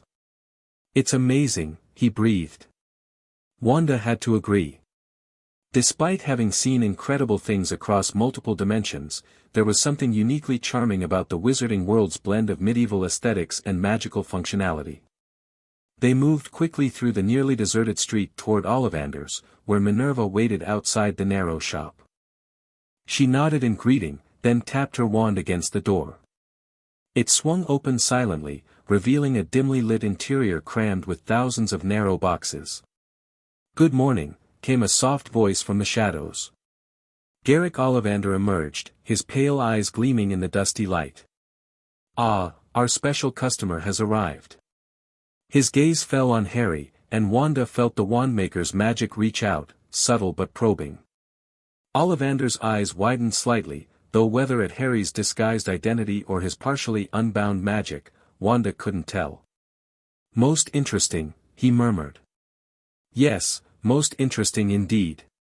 Mr. Ollivander has agreed to conduct this fitting privately and to register the wand under a pseudonym," Minerva explained. "The wand chooses the wizard," Ollivander said simply. "Ministry paperwork is a secondary concern at best." He beckoned to Harry. "Come forward, young man. Let us find your match." What followed was an increasingly chaotic process as Harry tried wand after wand. Some produced no reaction at all, "Still too bound," Ollivander muttered at these. Others caused minor explosions, sent shelves toppling, or in one memorable instance, created a miniature raincloud that followed Harry around the shop for several minutes. "Tricky customer," Ollivander said, looking more delighted with each failure. "Excellent. I do enjoy a challenge." After nearly an hour, he paused, head tilted as if listening to something only he could hear. "I wonder." He disappeared into the depths of his shop, returning with a dusty box. "Perhaps this one." The wand inside was holly, 11 inches, with a phoenix feather core. As soon as Harry's fingers closed around it, the shop filled with a warm golden light. Green and gold sparks showered from the wand's tip, and Harry's face lit up with pure joy. "Oh, bravo!" Ollivander clapped. "Yes, indeed, very good. But curious, very curious." "What's curious?" Harry asked, still admiring his wand. Ollivander's pale eyes fixed on him with unsettling intensity. "I remember every wand I've ever sold, young man. Every single wand. It so happens that the phoenix whose tail feather is in your wand gave another feather, just one other. It is very curious indeed that you should be destined for this wand when its brother, why, its brother gave someone a scar." The temperature in the shop seemed to drop several degrees. Wanda stepped forward, placing a protective hand on Harry's shoulder. "Perhaps some discretion, Mr. Ollivander," she suggested quietly. The wandmaker bowed slightly. Of course. But facts remain facts. The wand chooses the wizard, and this one has chosen, most definitively."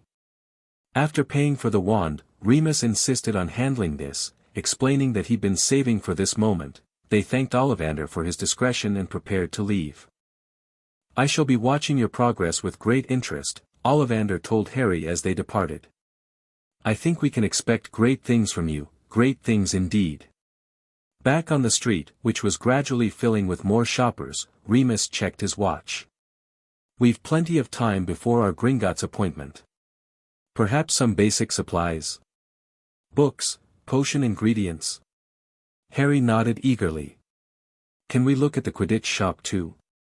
Just for a minute?" Wanda scanned their surroundings, sensing no immediate threats. "Quickly then. Supplies first, then a brief stop at the Quidditch shop if all remains quiet."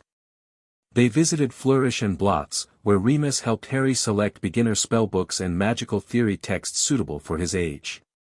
At the apothecary, they purchased a basic potion-making kit at Minerva's suggestion. Potions requires no wand work, so it's perfect for practicing magical control. Quality Quidditch supplies proved to be Harry's favorite, his eyes going wide at the gleaming brooms in the window. "That's the new Nimbus 2000, an older boy was telling his friend as they pressed their noses against the glass. "Fastest broom ever made." "My dad played Quidditch, right?" Harry asked Remus quietly. "He was a chaser, one of the best Gryffindor ever had," Remus confirmed with a fond smile. "You'll be a natural too, I expect." "Not on that overpriced twig, I hope," came a silky voice behind them. Wanda turned sharply, magic ready beneath her skin. A tall man with long platinum blonde hair stood watching them, leaning on a silver-topped cane. His aristocratic features were set in a slight sneer as he appraised their group. "Lucius," Remus acknowledged stiffly. "Lupin," the man replied. "How unexpected to see you in Diagon Alley. I was given to understand your kind preferred darker surroundings." The barely veiled reference to Remus's lycanthropy made Wanda's fingers spark with suppressed anger. She stepped slightly in front of Harry, who had gone very still. "Mr. Malfoy," Minerva greeted coldly. "Hogwarts business brings us here today. Nothing that need concern you." Lucius Malfoy's pale eyes drifted over their group, lingering just a fraction too long on Harry despite his disguise. "Indeed? How dedicated of you, Professor, to personally escort a student shopping." His gaze shifted to Wanda. "And who might this be? I don't believe we've been introduced." "Wanda," she replied simply, offering nothing more. "No surname. How modern." Malfoy's attention returned to Harry, a calculating look entering his eyes. "And this young man?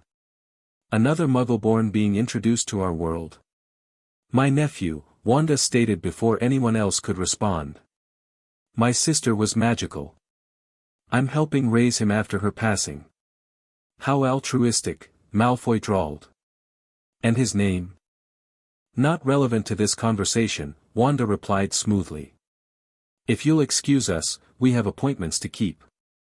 She moved to guide Harry away, but Malfoy shifted his cane slightly, blocking their path in a movement that could be interpreted as either accidental or deliberate. "You seem familiar, boy," he said directly to Harry. "Have we met before?" "No, sir," Harry replied, voice steady despite his evident discomfort.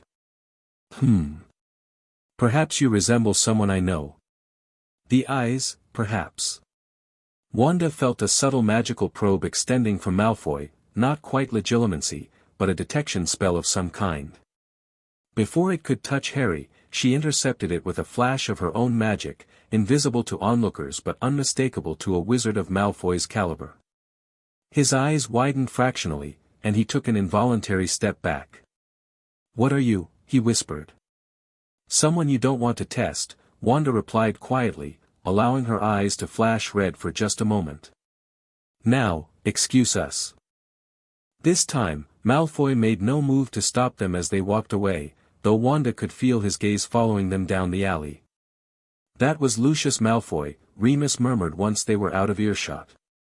"Death Eater who claimed Imperius after the war. Extremely dangerous and very well connected at the Ministry." "He was suspicious," Wanda noted. The glamour held, but something about Harry caught his attention. His magic perhaps, Minerva suggested. Lucius is sensitive to magical signatures, and Harry's is distinctive, even with your shielding.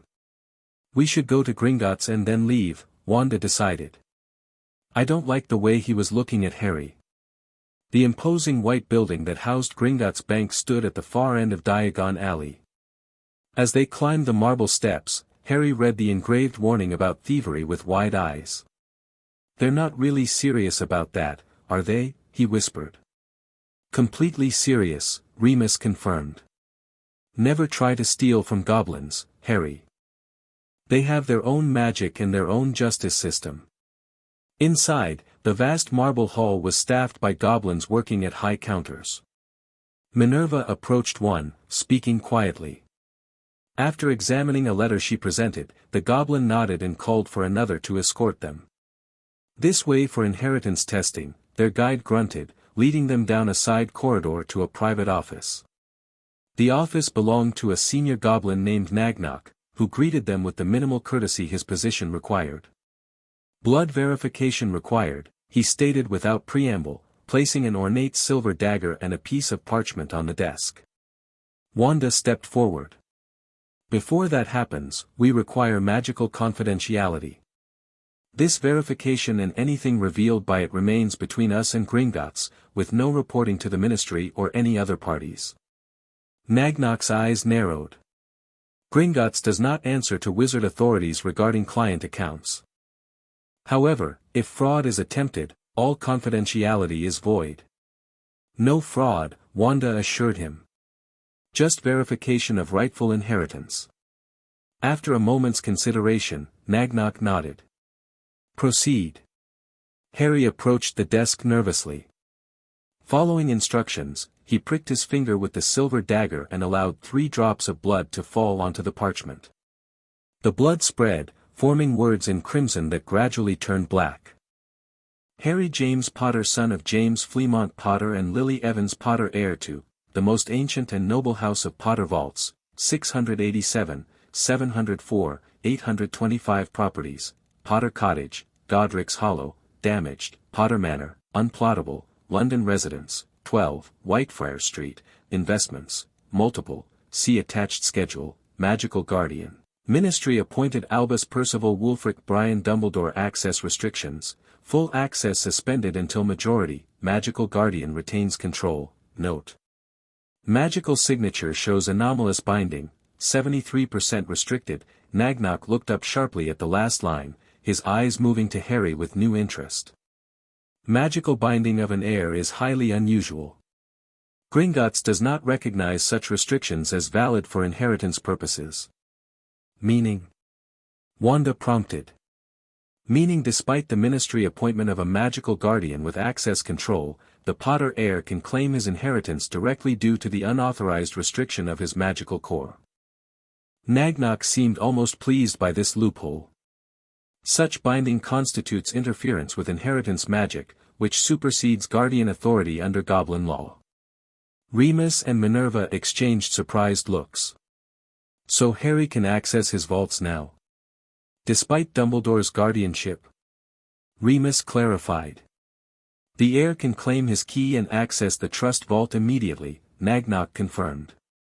The family vaults remain restricted until age 15 as per Potter family magic, but control of properties and investment decisions reverts to the heir with appropriate goblin oversight until majority. Harry looked overwhelmed. I have houses. And investments. The Potter family is an old wizarding line, Nagnok stated matter-of-factly. Not the wealthiest of the ancient families, but certainly substantial. And Dumbledore has been controlling all of this? Wanda asked, anger simmering beneath her calm exterior. As magical guardian, yes. All statements and approvals have gone through him since the heir's parents' deaths. Nagnok consulted another ledger. Regular withdrawals have been made from the trust vault for maintenance of properties and a stipend sent to the heir's Muggle residence. A stipend? Minerva repeated sharply. The Dursleys received money for Harry's care. Quarterly payments of 500 galleons, Nagnok confirmed, converted to Muggle currency. Approximately £2,500 per quarter. Harry's face had gone pale. They got paid to keep me. But they always said I was a burden, that they spent their own money on me. Another lie, Wanda said quietly, placing a comforting hand on his shoulder. One of many. Nagnok seemed indifferent to the emotional undercurrents. Does the heir wish to claim his key and assume control of appropriate assets? Yes, Harry said firmly, anger giving him newfound confidence. I do. What followed was a flurry of paperwork as Harry signed documents terminating Dumbledore's financial control. Nagnok explained that while the ministry-appointed guardianship would remain valid for legal and educational purposes, the financial separation was binding due to the magical interference clause. Dumbledore will be automatically notified of this change, Nagnok warned as he handed over a small golden key. Gringotts is required to inform magical guardians when inheritance claims alter access permissions. How quickly will he know? Wanda asked. The notification is magical. Immediate. Wanda nodded. Then we should move quickly. Harry would like to visit his vault before we leave. A different goblin led them to the carts that plunged deep into the caverns beneath the bank. Harry's earlier anger gave way to excitement at the wild cart ride, Wanda noticed with relief. Despite everything, he was still able to find joy in new experiences, a testament to his resilience. Vault 687 contained more gold, silver, and bronze coins than Harry had ever imagined. His eyes went wide at the small mountain of wealth. This is all mine. Just your trust vault, Remus explained. Meant to cover your school expenses and personal needs until you come of age. The family vaults will contain more, plus heirlooms and magical items.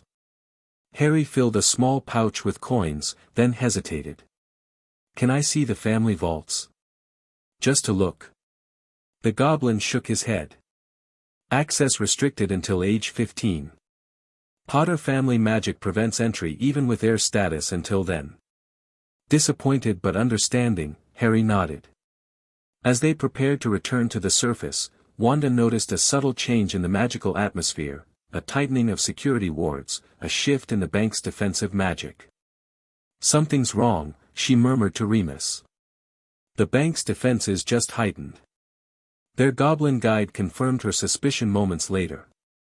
Ministry officials have entered the bank requesting assistance in locating several individuals matching your descriptions. Gringotts does not interfere in wizard politics, but once you exit your vault, you are in common areas where we cannot prevent confrontation. Minerva's lips thinned to a tight line. Dumbledore works quickly. The financial notification must have triggered contingency plans. Is there another way out? Wanda asked the goblin. No exits except through the main hall, the creature replied, seeming unconcerned with their predicament. Cart back up is your only option. Wanda considered their limited choices as they ascended back toward the main level. We'll have to face them. Harry, stay close to me. If anything happens, I want you to focus on your magical core the way we practiced and be ready to disapparate with me. I don't know how to disapparate yet, Harry reminded her anxiously. You won't be doing it, I will. But I need your magic aligned with mine to bring you along safely. As the cart screeched to a halt at the platform, Wanda could sense multiple magical signatures waiting in the main hall, trained wizards, positioned strategically near the exits. Aurors, Remus identified grimly. Magical law enforcement. They walked steadily through the marble hallways, Wanda and Minerva flanking Harry while Remus took the lead. As they emerged into the main hall, 5 wizards in distinctive red robes moved to intercept them. Professor McGonagall, the lead Auror greeted with forced politeness. We have questions regarding the child in your company. I was unaware that shopping with a student's family required ministry approval, Auror Dawlish, Minerva replied coldly. We have reason to believe this child may be Harry Potter, who has been missing for 6 months, Dawlish stated. The minister has authorized us to take him into protective custody pending verification of identity. Wanda stepped forward. On what grounds? Has a crime been committed? The kidnapping of the boy who lived is indeed a crime, madam, Dawlish replied. As is interference with a ministry-appointed magical guardianship. Interesting, Wanda said mildly. Because I've seen no evidence of kidnapping, only the rescue of an abused child from an unsuitable environment.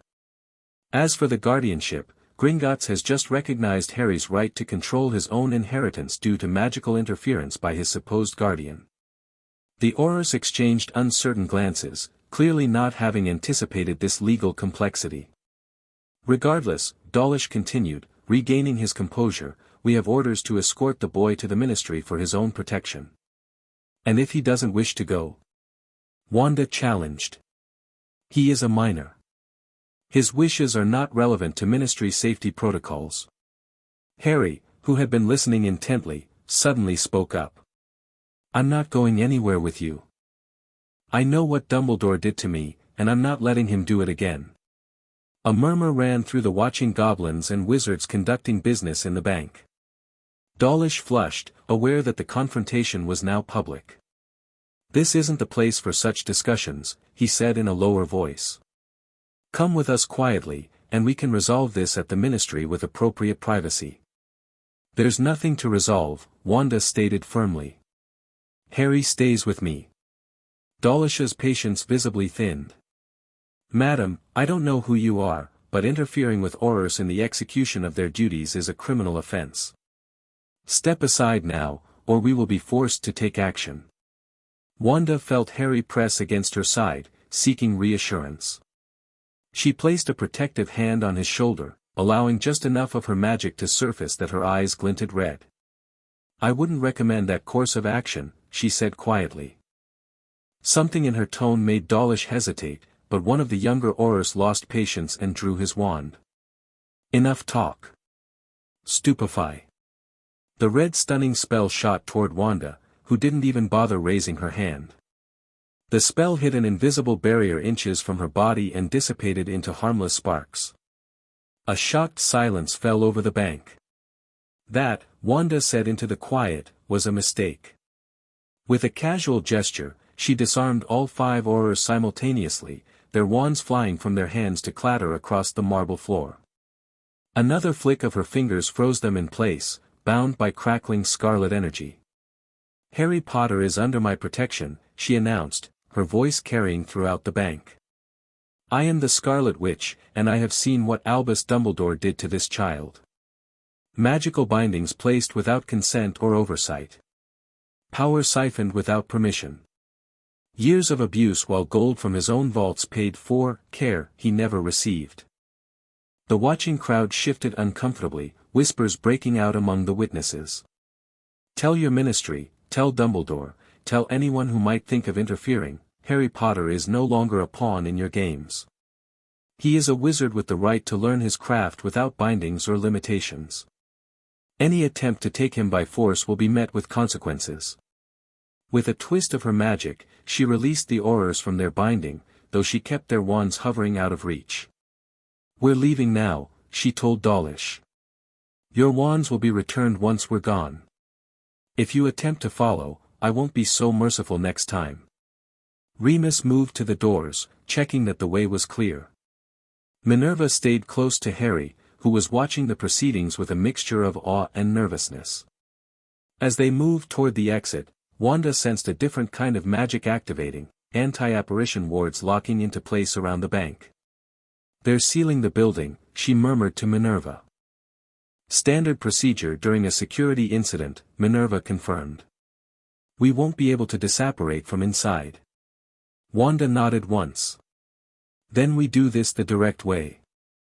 As they reached the doors, they found them magically sealed, and outside, more Aurors were arriving, apparently summoned by some silent alarm. Plan B, Wanda announced calmly. She extended her hands, scarlet energy flowing outward to create a spherical shield around their group. With a pulse of her magic, the shield expanded rapidly, forcing back anyone standing too close.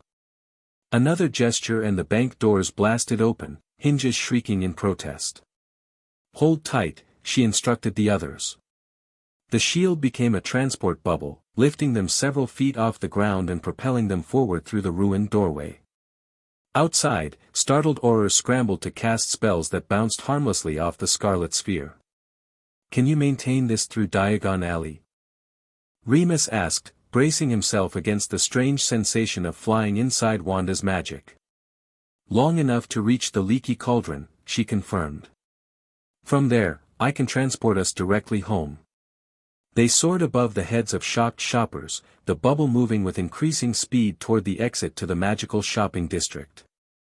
Behind them, pursuit was organizing, brooms being summoned, more Aurors operating into the alley. "This is brilliant!"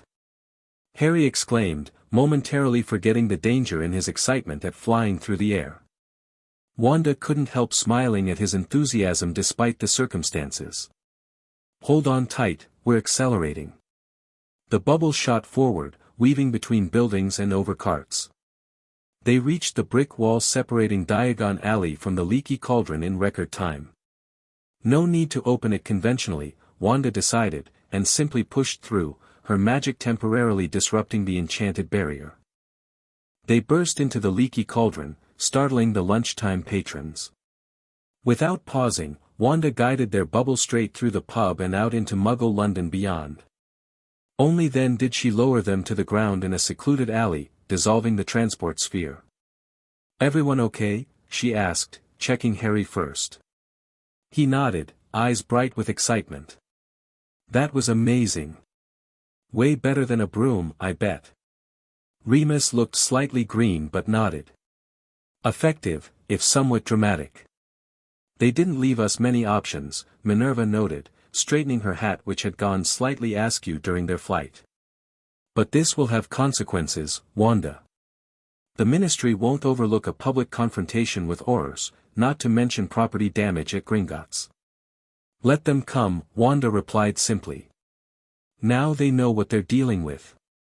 "The element of surprise is lost," Remus pointed out. "They'll prepare differently next time. And so will we." Wanda knelt to Harry's level. "Are you ready to go home? This has been quite an eventful day already." Harry clutched his new wand firmly in one hand and his money pouch in the other. "I'm ready. But..." He hesitated. "What is it?" "That was the first time I stood up to adults who wanted to take me somewhere I didn't want to go," he said thoughtfully. "It felt good. Even though it was scary." Pride swelled in Wanda's chest. "You did beautifully, Harry. You have every right to make your own choices." Rather than disapparating directly, which might be tracked through conventional magical means, Wanda opened a portal similar to the one she'd used for the pocket dimension, a skill she'd been refining over the past months. Red energy swirled into a doorway that would take them directly back to their cottage in the Highlands, bypassing normal magical transportation networks. As they stepped through, Wanda looked back at the magical world they were temporarily leaving behind. The confrontation at Gringotts would change things, escalate the conflict that had been brewing since she'd first removed Harry from Privet Drive. But perhaps that was necessary. Perhaps it was time to move from defense to offense. The fallout from their Diagon Alley expedition was swift and far-reaching. By evening, Minerva had returned to Hogwarts to maintain her cover but sent a Patronus message reporting that the Wizarding Wireless and early editions of the Evening Prophet were filled with accounts of the Gringotts incident. Harry sat at the kitchen table, practicing simple spells with his new wand under Remus's guidance, while Wanda monitored the magical perimeter she'd established around the cottage. "Try Lumos again," Remus encouraged. "Remember, it's the intent as much as the pronunciation." Harry furrowed his brow in concentration. Lumos. The wand tip illuminated with a steady glow, stronger than his previous attempts. "Excellent," Remus praised.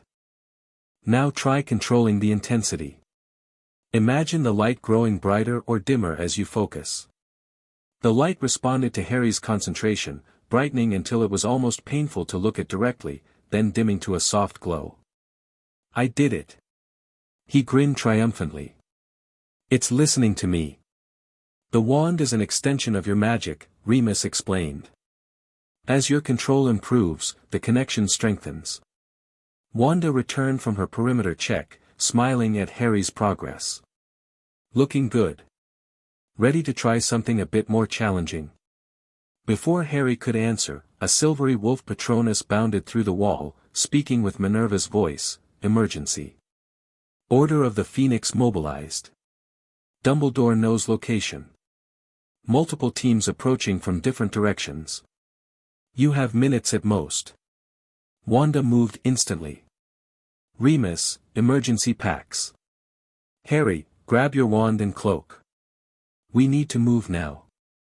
They had prepared for this possibility, bags packed with essentials, emergency portkeys created by Minerva that could bypass normal restrictions. But Wanda had hoped for more time. "How did they find us?" Harry asked, shoving his new spellbooks into his backpack.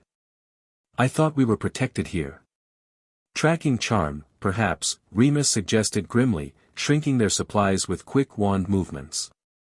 "Or they might have followed our magical signature from Diagon Alley despite your portal." Wanda extended her awareness outward, detecting multiple magical signatures approaching through the surrounding forest. At least a dozen wizards. Coming from all sides. She made a split-second decision. The portkey won't work, they'll have detection spells for that. We need another approach. She turned to Harry. "Remember how we practiced combining our magic?" He nodded, clutching his wand tightly. "We're going to try something similar but bigger. I need you to trust me completely, okay?" "I trust you," Harry said without hesitation. Wanda placed one hand on his shoulder, the other extended outward. "Focus on your magical core, just like we practiced. When I count to 3, channel as much power as you can through your wand." Remus looked alarmed. "Wanda, what are you planning?" "His magic is still partially bound, and he's just a child. His magic resonates with mine in a way I've never experienced before," Wanda explained quickly. "I think it's why I was drawn to him initially.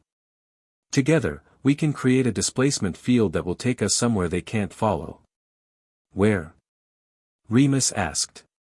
"Hogwarts." Both Remus and Harry stared at her in shock. "You want to go directly to Dumbledore's stronghold?"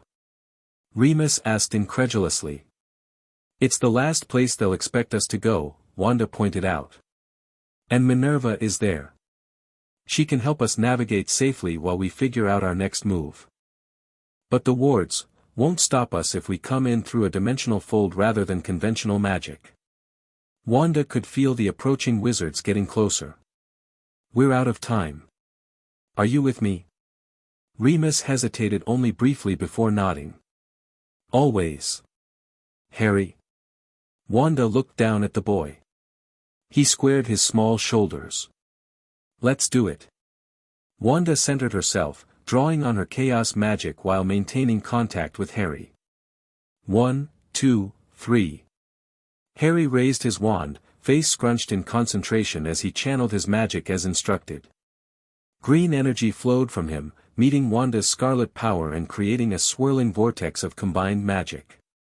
The colors didn't fight each other but intertwined, strengthening one another. The cottage walls seemed to ripple as reality itself bent around them. Through the windows, they could see the first of Dumbledore's forces emerging from the trees, wands raised. "Now." Wanda pushed more power into the spell, feeling Harry respond instinctively, his unbound magic adapting to work with hers. The vortex expanded, engulfing the three of them completely.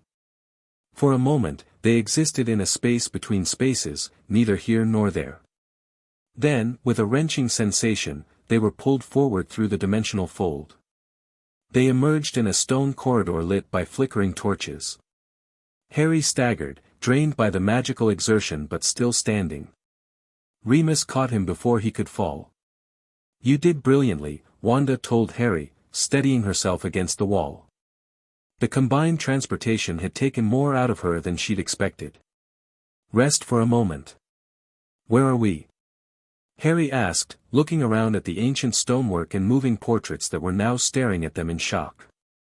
"Hogwarts," Remus confirmed, recognition in his eyes. Specifically, the third-floor corridor in the east wing. The portraits were beginning to whisper among themselves, several occupants rushing out of their frames, presumably to report the intruders. "We need to move," Wanda said, recovering her strength. "Those paintings will alert someone to our presence." Minerva's office is closest, Remus decided, helping Harry stand upright again. "This way." They hurried through the corridors, fortunately empty of students as classes were in session. They encountered only one ghost, a portly, monk-like figure who gasped at the sight of them and disappeared through a wall.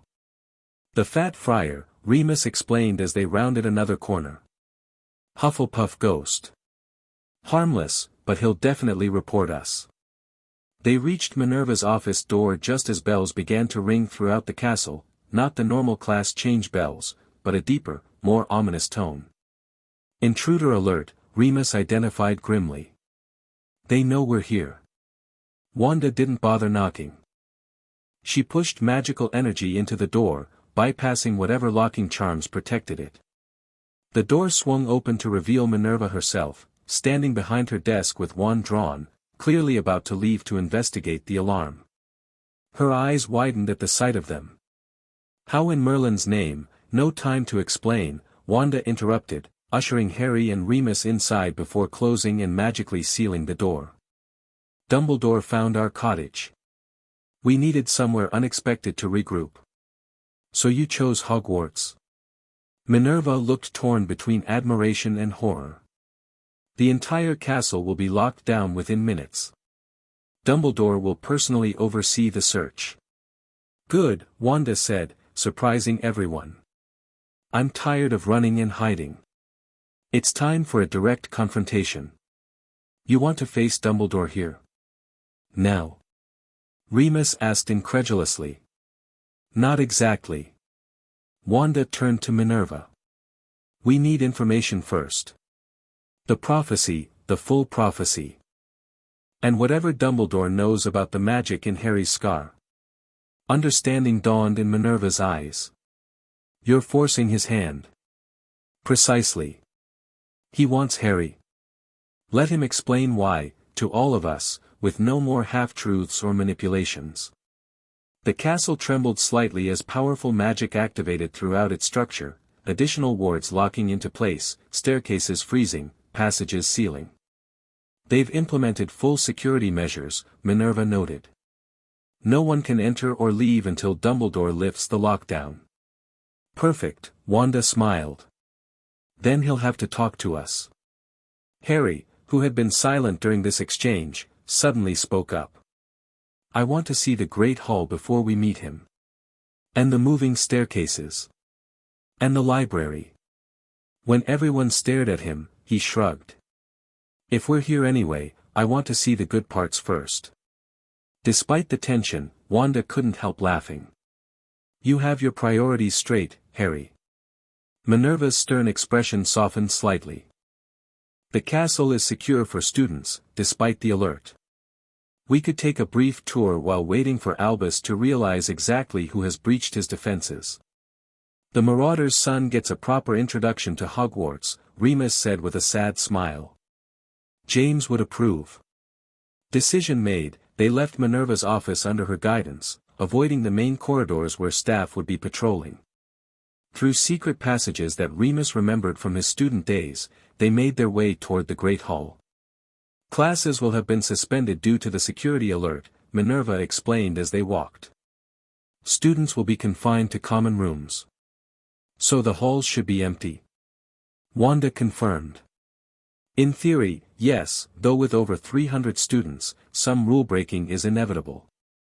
As if on cue, they rounded a corner and nearly collided with 3 red-headed boys, 2 identical teenagers and a younger boy who looked to be around 10. "Professor McGonagall," one of the twins exclaimed. "Fancy meeting you here during a lockdown." Mr. Weasley," and Mr. Weasley," Minerva greeted with resigned familiarity. "I might have known you'd ignore security protocols." "We were just ensuring the secret passages were properly secured," the other twin said with an innocent expression that fooled no one. Of course you were, Minerva replied dryly. The youngest redhead was staring at Harry with undisguised curiosity.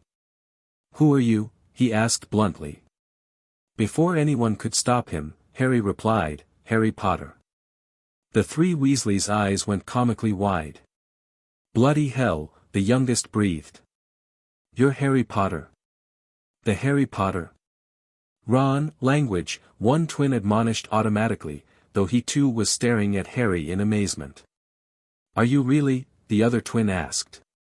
Have you got the, you know? He gestured to his forehead. Harry pushed back his fringe, revealing the lightning bolt scar. Wicked, all three Weasleys said in unison. Minerva pinched the bridge of her nose. And now the entire school will know within the hour. Not if we swear them to secrecy, Wanda suggested, studying the three redheads with interest. You're the Weasleys. Any relation to Bill Weasley the Cursebreaker? Our oldest brother, one twin confirmed proudly. Brilliant with curse-breaking, the other added. Works for Gringotts in Egypt now. Wanda and Minerva exchanged significant looks. Having a direct connection to Bill Weasley could prove useful for addressing the Horcrux problem. We could use your help, Wanda told the boys directly. But it would require absolute discretion. Think you can handle that? The twins straightened, suddenly serious. We're excellent at secrets, one said. The best, the other confirmed. The youngest, Ron, nodded eagerly. What do you need? First, your word that you won't tell anyone you've seen Harry, Minerva instructed sternly. Not your friends, not your prefects, not even the headmaster if asked directly. The three exchanged glances before nodding solemnly.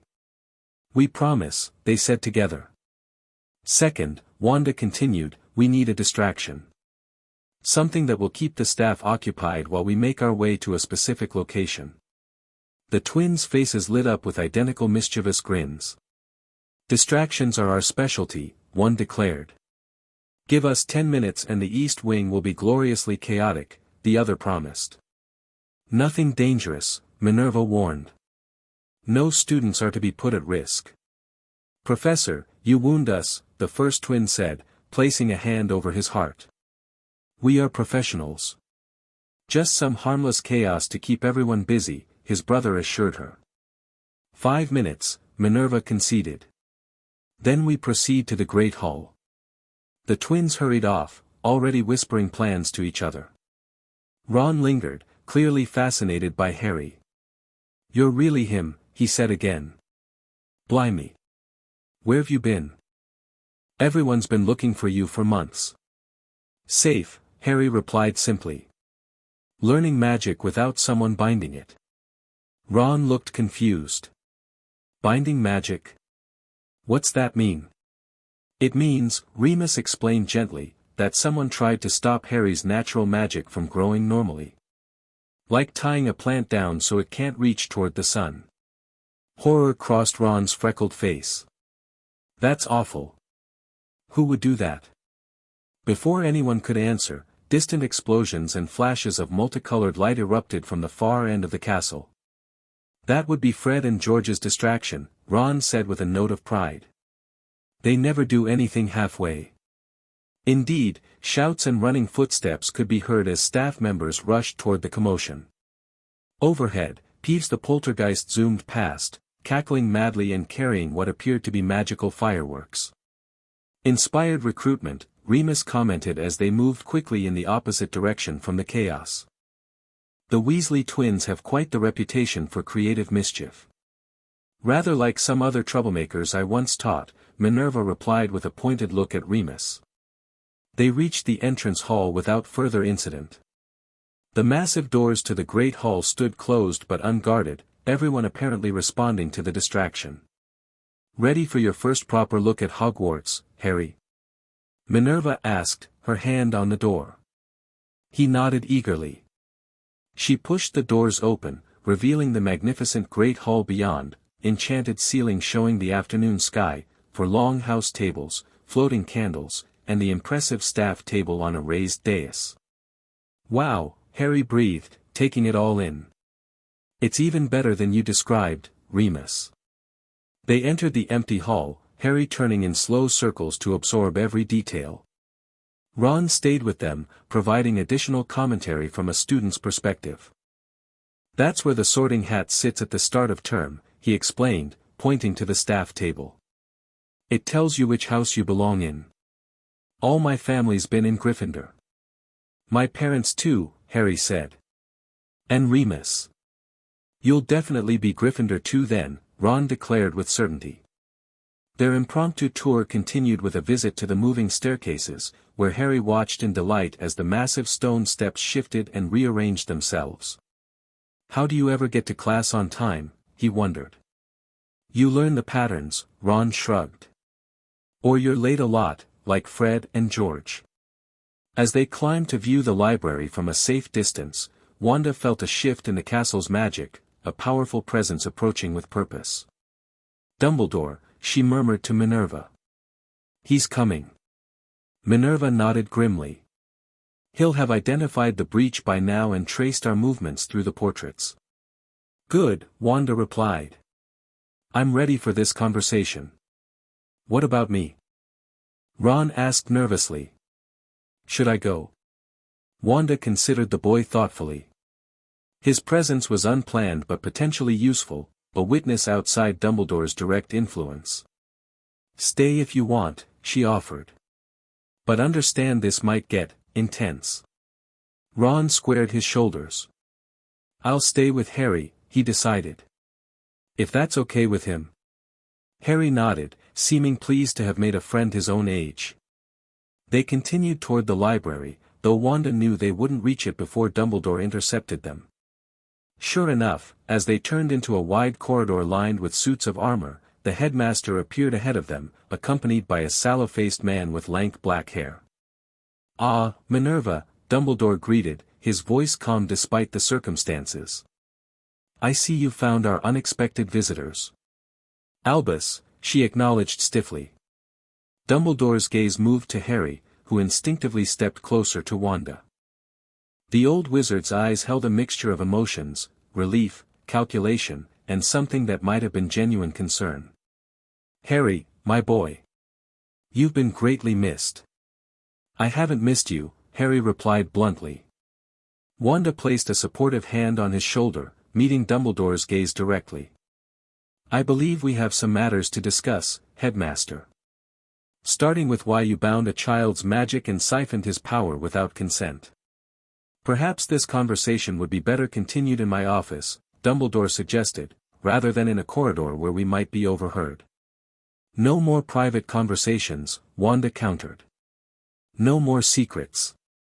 Harry deserves the truth, with witnesses present. The black-haired man beside Dumbledore sneered. You presume to dictate terms to the headmaster within his own school. After illegally removing Potter from his guardians and evading ministry authorities for months. And you are? Wanda asked coolly. Professor Severus Snape, Minerva introduced reluctantly. Potions master and head of Slytherin House. Recognition flashed across Harry's face. You were friends with my mum, he said suddenly. Remus told me about you. Snape's expression froze, his black eyes darting to Remus with undisguised hostility before returning to Harry. Whatever he might have said was interrupted by Dumbledore. I see no reason why we cannot speak in the Great Hall, if you prefer a more open venue, the headmaster offered diplomatically. It is currently empty and offers sufficient privacy while not being as confined as my office. Wanda nodded her agreement. As they turned to head back toward the hall, she noticed Ron Weasley still hovering uncertainly. Mr. Weasley, Dumbledore addressed him kindly but firmly, perhaps you should return to your common room. He stays, Wanda countered before Ron could respond. As a neutral witness. Dumbledore's eyes twinkled, though the expression seemed forced. I was unaware that first-year Weasleys qualified as neutral in any context, but very well. Back in the Great Hall, they arranged themselves at the Gryffindor table, Wanda, Harry, Remus, and Ron on one side, Dumbledore, Snape, and Minerva on the other. The positioning was deliberately symbolic, with Minerva physically aligning herself with the school administration despite her sympathies. "Now then," Dumbledore began, steepling his fingers. "I understand you have concerns about Harry's magical development." "Concerns?" Wanda repeated incredulously. "You bound a child's magic without consent or oversight. You siphoned his power to fuel your own enchantments. You left him with abusive guardians who kept him in a cupboard and starved him despite receiving substantial funds for his care." Her eyes flashed red. "These aren't concerns. They're crimes." Dumbledore sighed heavily. "I see you've formed your judgments based on incomplete information. The actions you describe were necessary protective measures." "Explain," Wanda demanded. "Harry's connection to Voldemort created magical vulnerabilities that required containment," Dumbledore said carefully. "The night his parents died, a magical bond formed between them, one that left traces in his scar." "The Horcrux," Wanda stated flatly. Dumbledore's composure slipped momentarily, genuine shock crossing his features. "You know of this?" "We detected dark soul magic in his scar," Remus explained. "It wasn't difficult to research what that might mean, given Voldemort's known experimentation with soul magic." Snape was staring at Harry with a new, horrified understanding.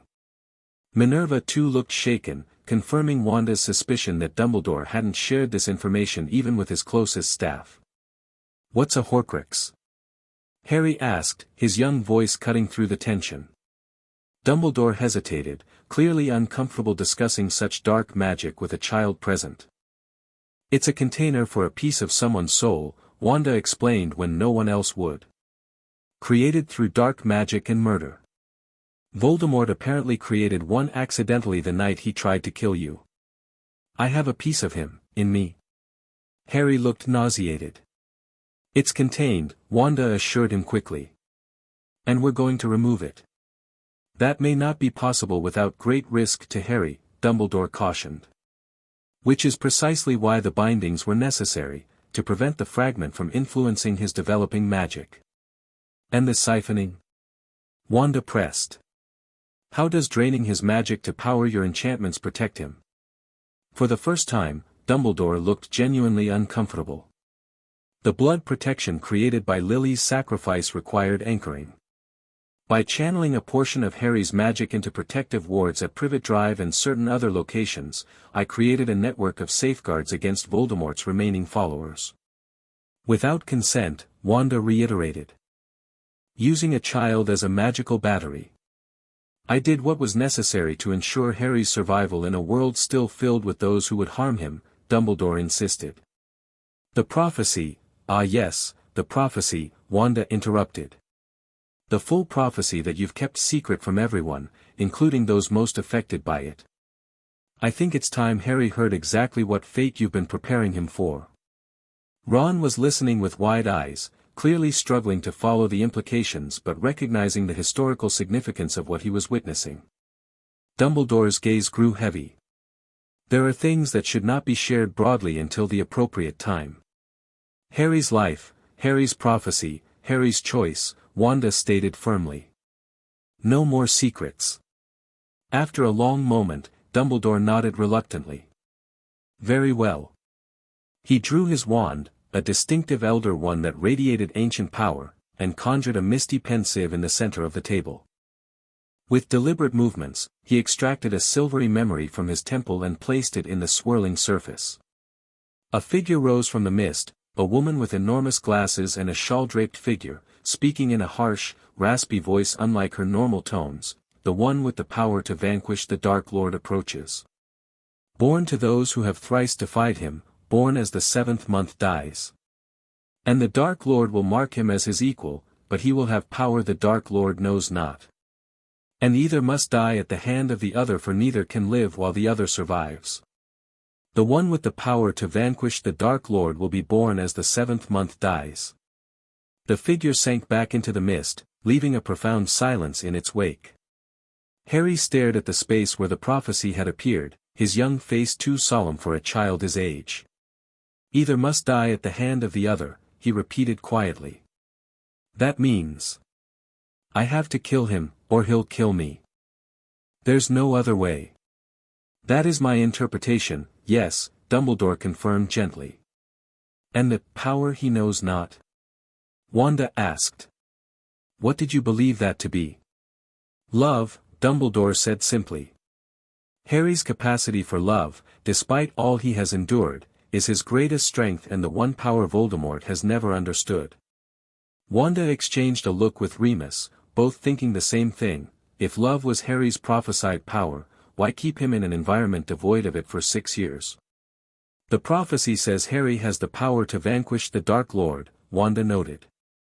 It doesn't say he must do so as a child, or alone, or without proper training. Precisely why the bindings were necessary, Dumbledore argued. To protect him until he was ready, to prevent his magic from developing in ways that might make him vulnerable to Voldemort's influence through the Horcrux. Or, Wanda countered, you could have removed the Horcrux first, then trained him properly, with his full magical potential intact. The removal of a Horcrux from a living vessel has never been successfully accomplished, Dumbledore said gravely. The research, the preparation required, has been ongoing for 6 years, I presume. When Dumbledore didn't immediately answer, Wanda pressed, or have you been focused on other priorities while Harry suffered? The uncomfortable silence that followed was answer enough. Harry suddenly spoke up, his voice stronger than before.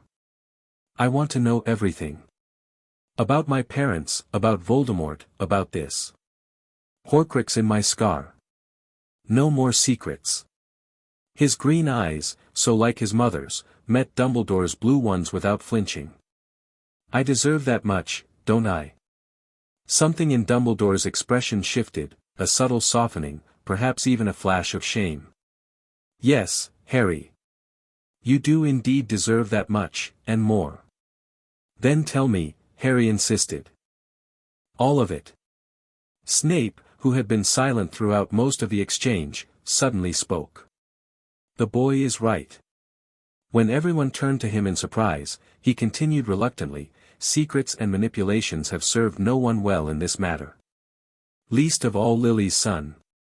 The use of Harry's mother's name seemed significant, an emotion Wanda couldn't quite identify flickering across Snape's usually impassive face. Dumbledore looked between his potions master and Harry, then nodded slowly. Very well. But first, I believe we should establish certain parameters for moving forward. Meaning? Wanda asked skeptically.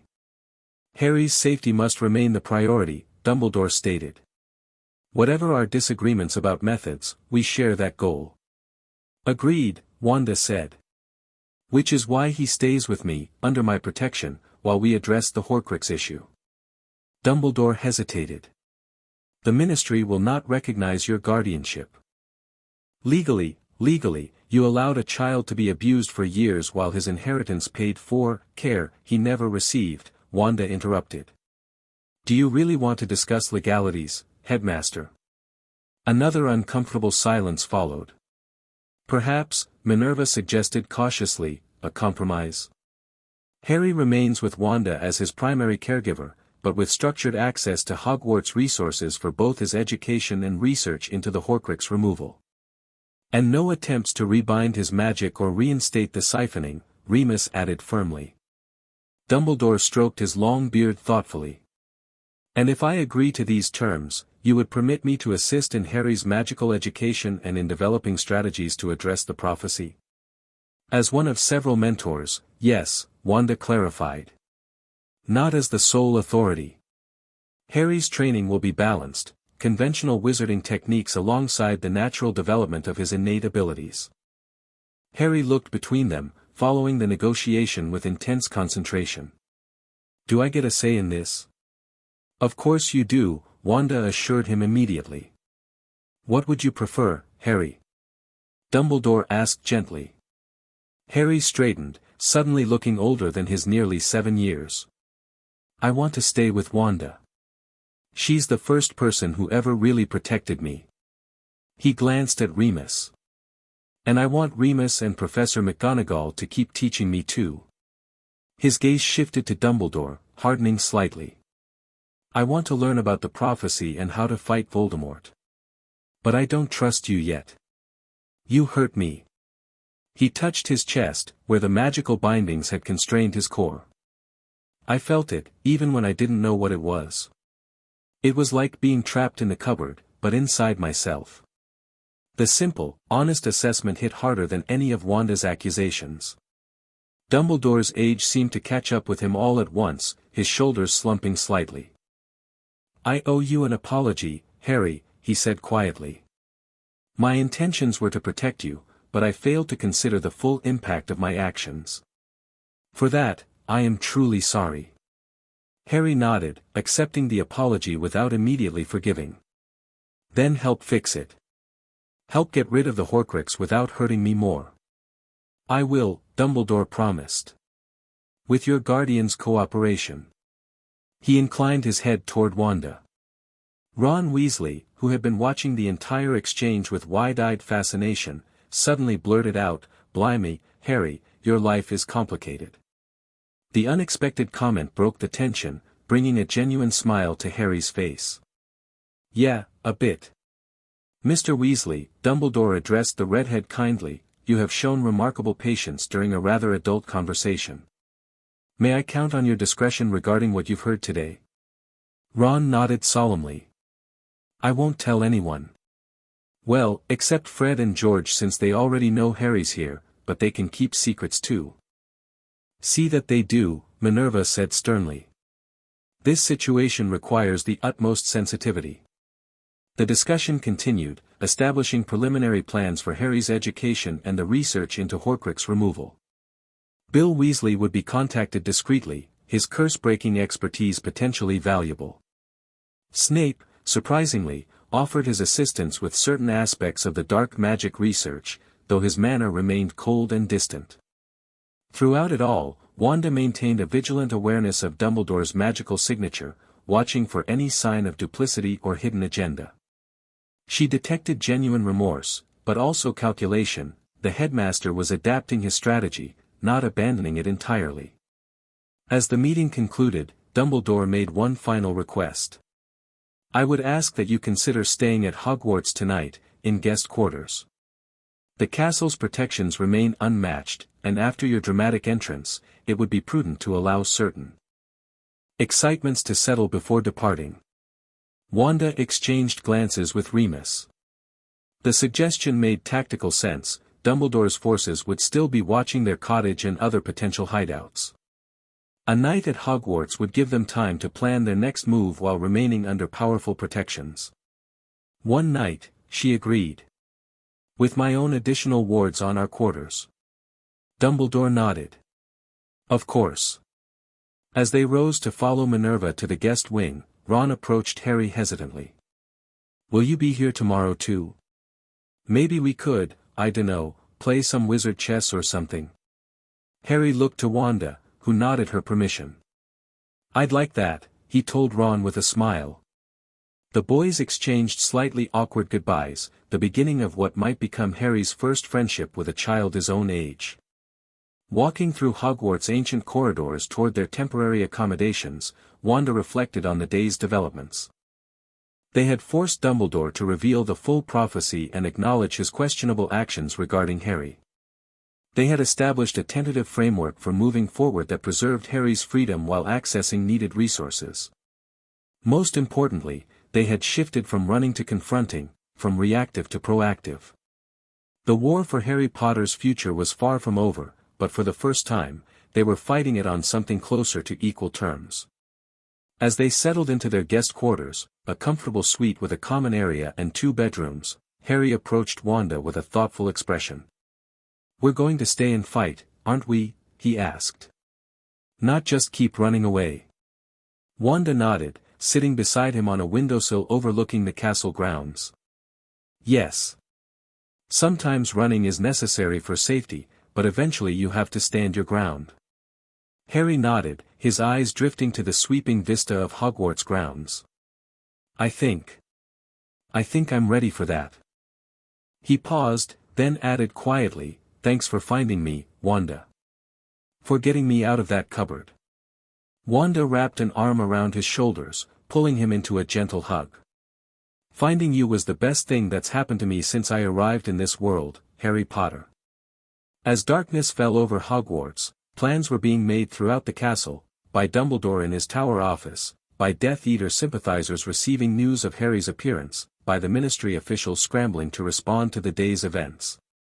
But in their quiet guest quarters, Wanda, Harry, and Remus found a moment of peace, gathered around a magical fire, united in their determination to forge a better future than the one that had been prescribed. The Scarlet Witch had declared war on Dumbledore's manipulations 6 months ago.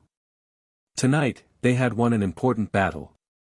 Tomorrow would bring new challenges, the Horcrux research, Harry's continuing magical education, the political fallout from their public confrontation. But for now, watching Harry practice simple wand movements with focused determination, Wanda knew they were on the right path.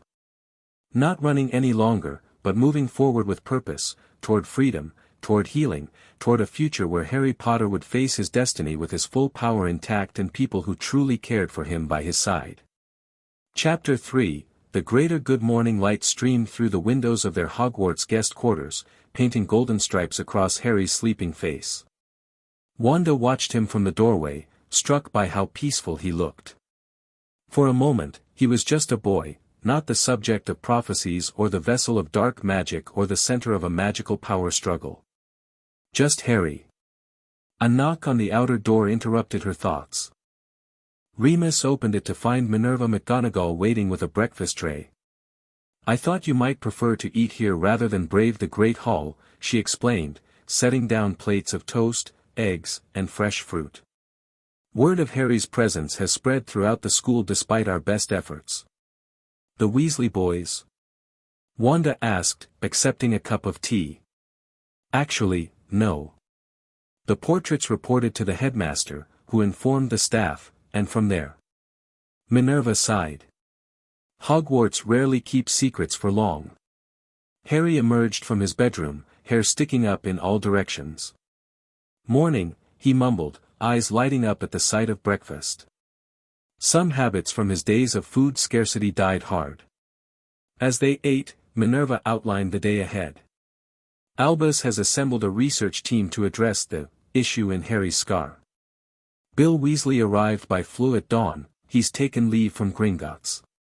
Severus has been brewing detection potions all night." "And Dumbledore?" Wanda asked.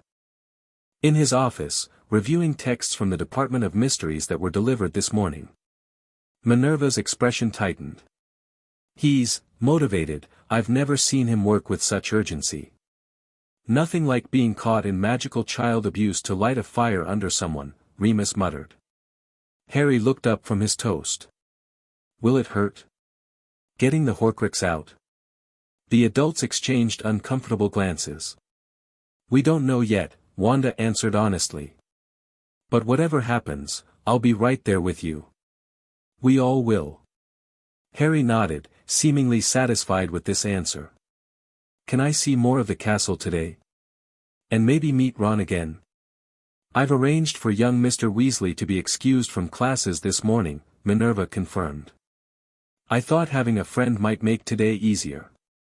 An hour later, they assembled in a large chamber on the 7th floor, a room Minerva explained had special properties. The room of requirement transforms based on the user's needs, she told them as they entered a space that looked like a cross between a library, a laboratory, and a healing center. "It's providing us with whatever we require for our work." Inside, several people waited. Dumbledore stood near a large table covered with ancient texts. Beside him, Snape arranged potion vials with methodical precision. A tall, athletic young man with long red hair tied back in a ponytail, clearly a Weasley, was examining rune-covered artifacts.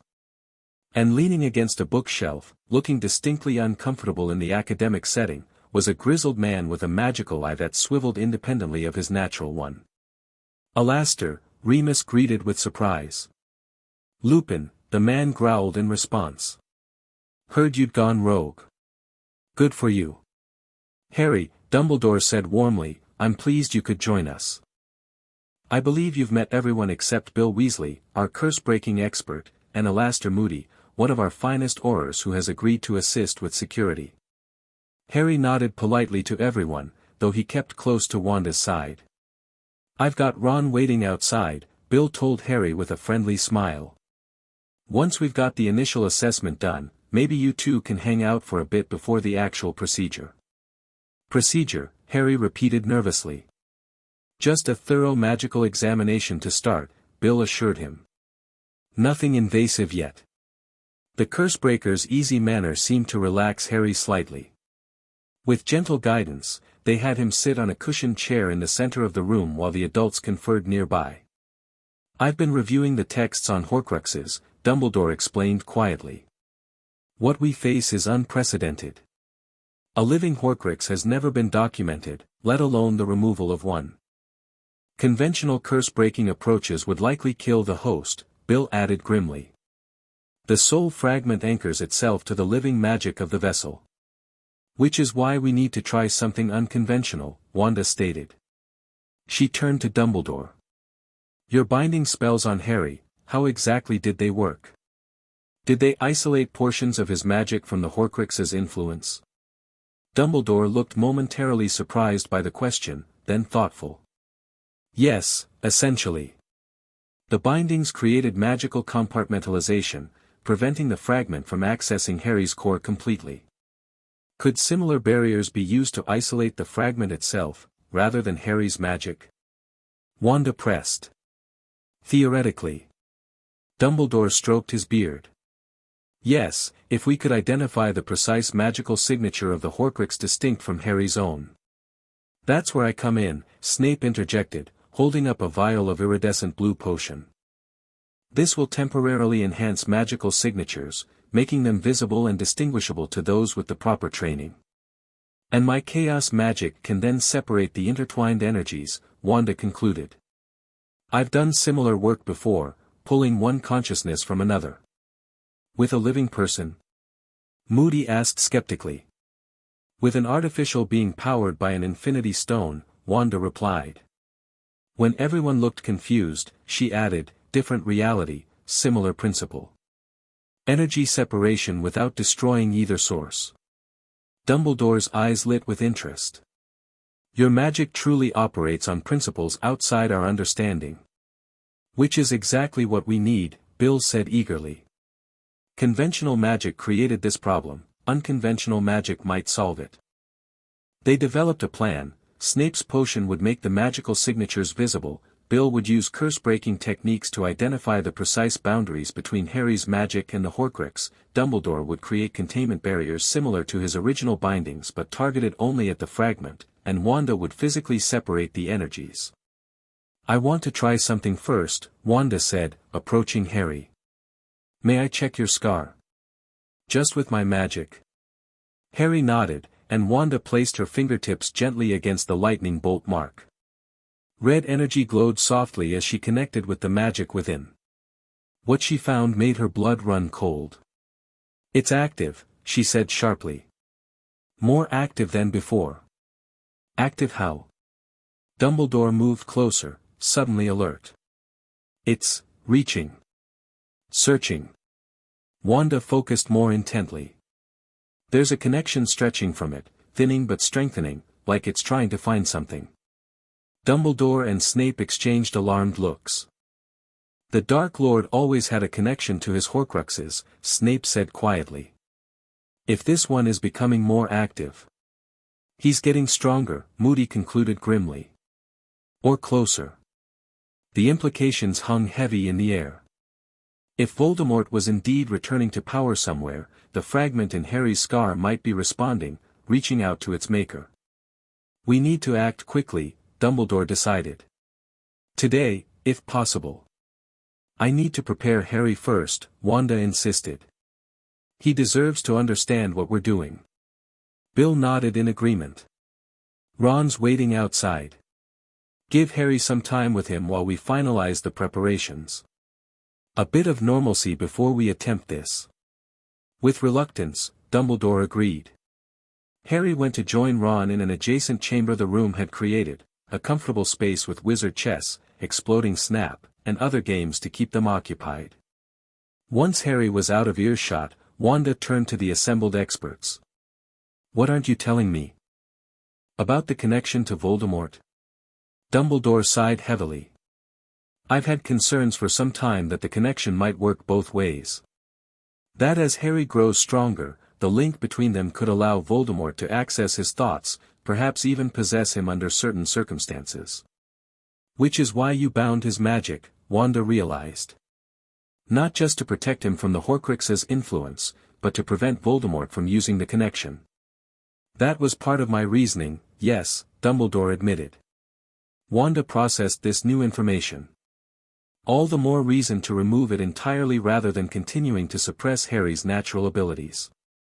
If we can, Bill cautioned. This is still highly experimental magic we're attempting. They spent the next hour refining their approach, with Moody occasionally disappearing to patrol the corridors outside, constant vigilance, he barked when Snape questioned the necessity. Meanwhile, in the adjoining room, Harry was discovering the joy of having a friend his own age. Ron taught him wizard chess, laughed at his amazement when the pieces smashed each other, and filled him in on everything from Quidditch to chocolate frog cards. So your scar's got a bit of you-know-who in it? Ron asked with the blunt curiosity only children can muster. That's properly mental. Yeah, Harry agreed, watching his knight get demolished by Ron's queen. They're going to try to get it out today. Wicked. Will it hurt? Harry shrugged. Dunno. Probably. You don't seem scared, Ron observed. I am, a bit, Harry admitted. But Wanda will be there. She's never let anything bad happen to me. Ron considered this. She's not like any witch I've ever seen. The way she does magic without a wand, my brothers say she took out 5 Aurors at Gringotts without breaking a sweat. 7, Harry corrected with a hint of pride. And she can create entire pocket dimensions. We lived in one for a week once. Ron's eyes widened. No way. Way, Harry grinned. She's brilliant. Their game was interrupted when Bill poked his head in. Time to come back, Harry. We're ready to start. Harry's smile faded, but he stood resolutely. Ron gave him an awkward pat on the shoulder. Good luck, mate. I'll wait here if you want. Thanks, Harry said, genuinely touched. Back in the main chamber, preparations were complete. A circular area had been cleared and inscribed with runes. Cushions formed a comfortable place for Harry to lie down, surrounded by candles that emitted a faint blue smoke. These are detection candles, Bill explained. They'll help us visualize the magical energies. I've improved the containment potion, Snape added, holding up a vial of swirling silver liquid. This should allow us to see the precise boundaries between Potter's magic and the other. Wanda knelt beside Harry. We'll go slowly. If anything feels wrong or too painful, tell us immediately and we'll stop. What if it can't be removed? Harry asked, the question he'd clearly been holding back. Then we find another way, Wanda said firmly. We don't give up. Indeed not, Dumbledore agreed, surprising Wanda with his solidarity. But let us approach this with optimism, Harry. Between all of us, we have magic Voldemort has never encountered. Harry nodded and laid back on the cushions. Wanda stayed close, holding his hand while Snape administered 3 drops of the potion onto his scar. The effect was immediate and visually striking. Harry's natural magic manifested as a bright green aura surrounding his body. Within it, centered on the scar, writhed a darker presence, oily black tendrils with a reddish core that pulsed like a malevolent heart. Sweet Merlin, Bill whispered, staring at the visualization. Moody's magical eye spun rapidly. Fouler than I imagined.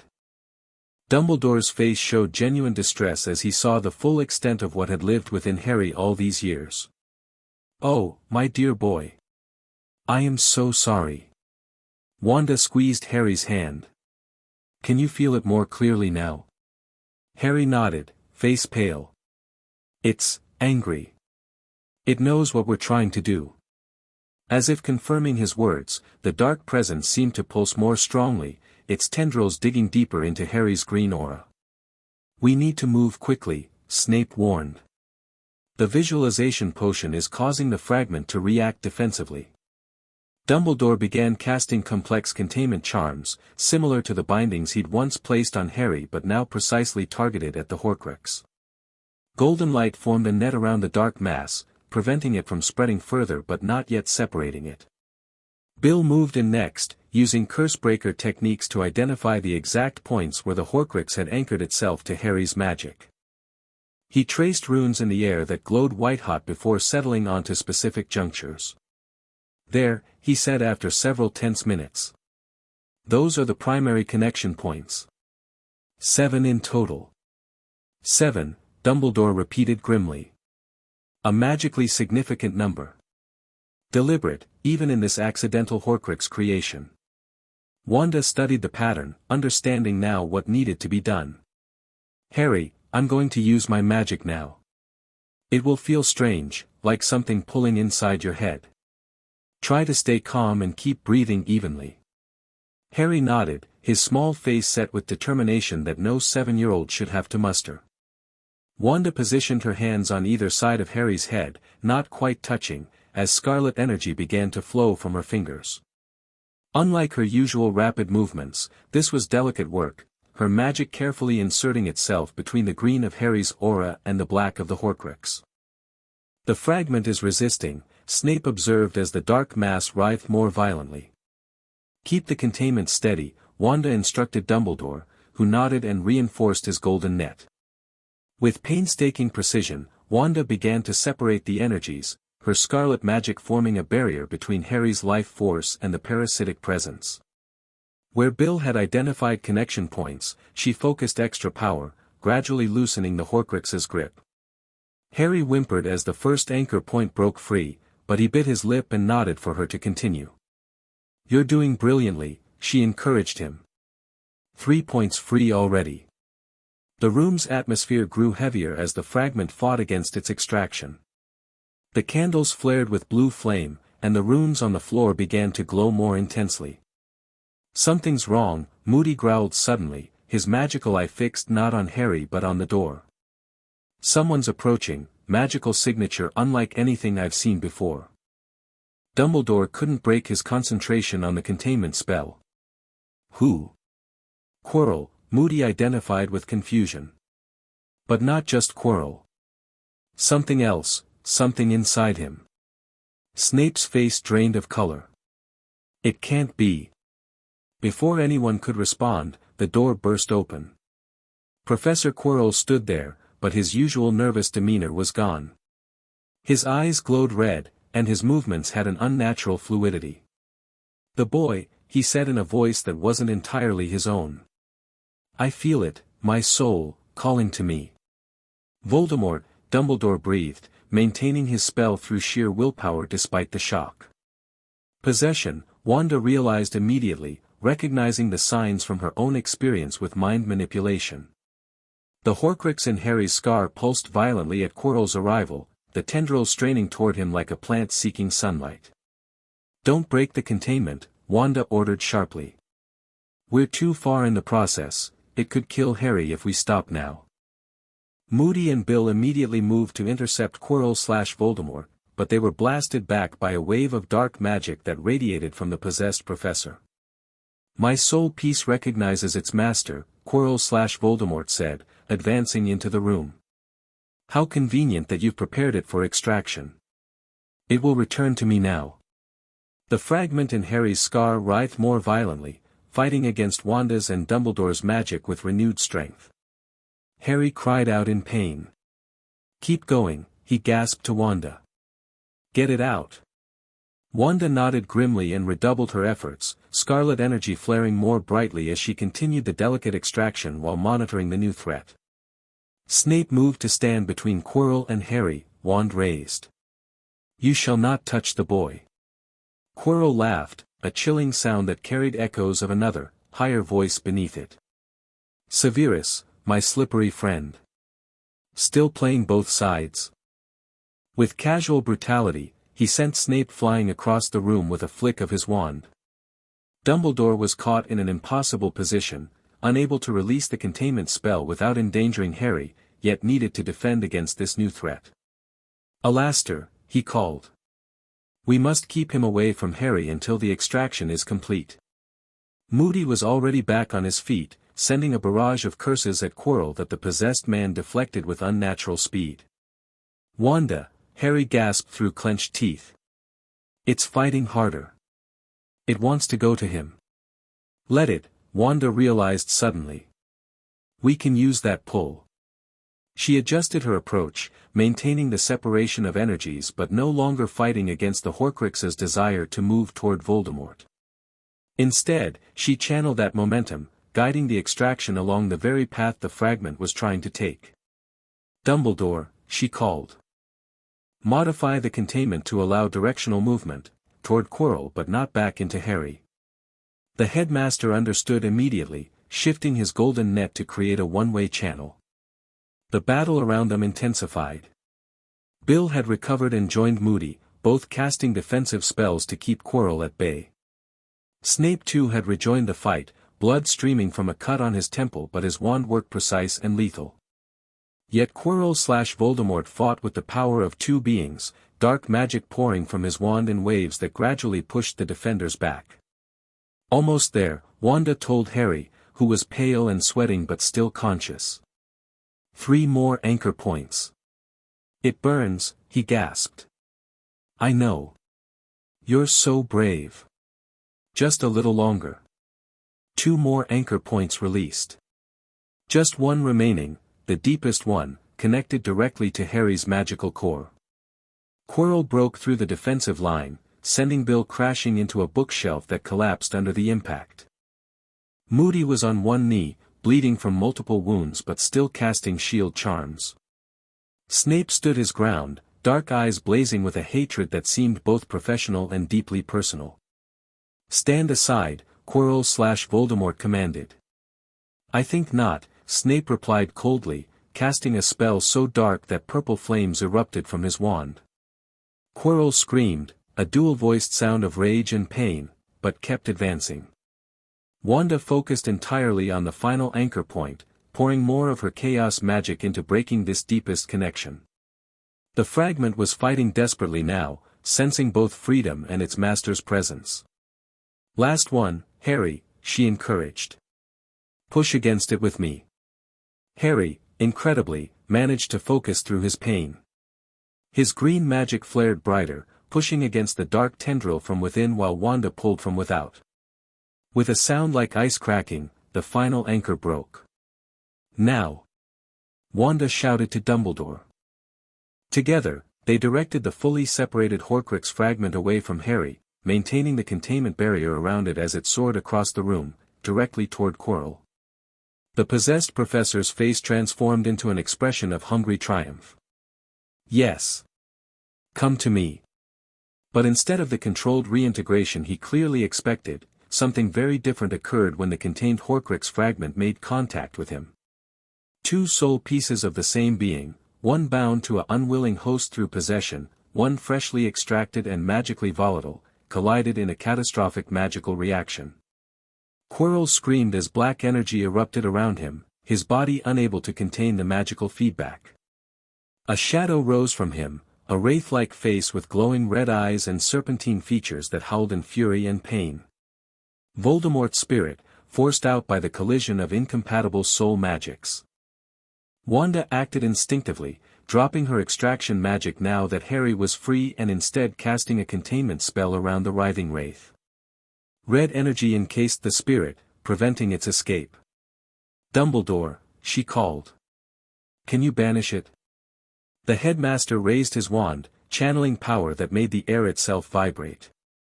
"Not permanently without destroying all his Horcruxes. But I can force his spirit far from here."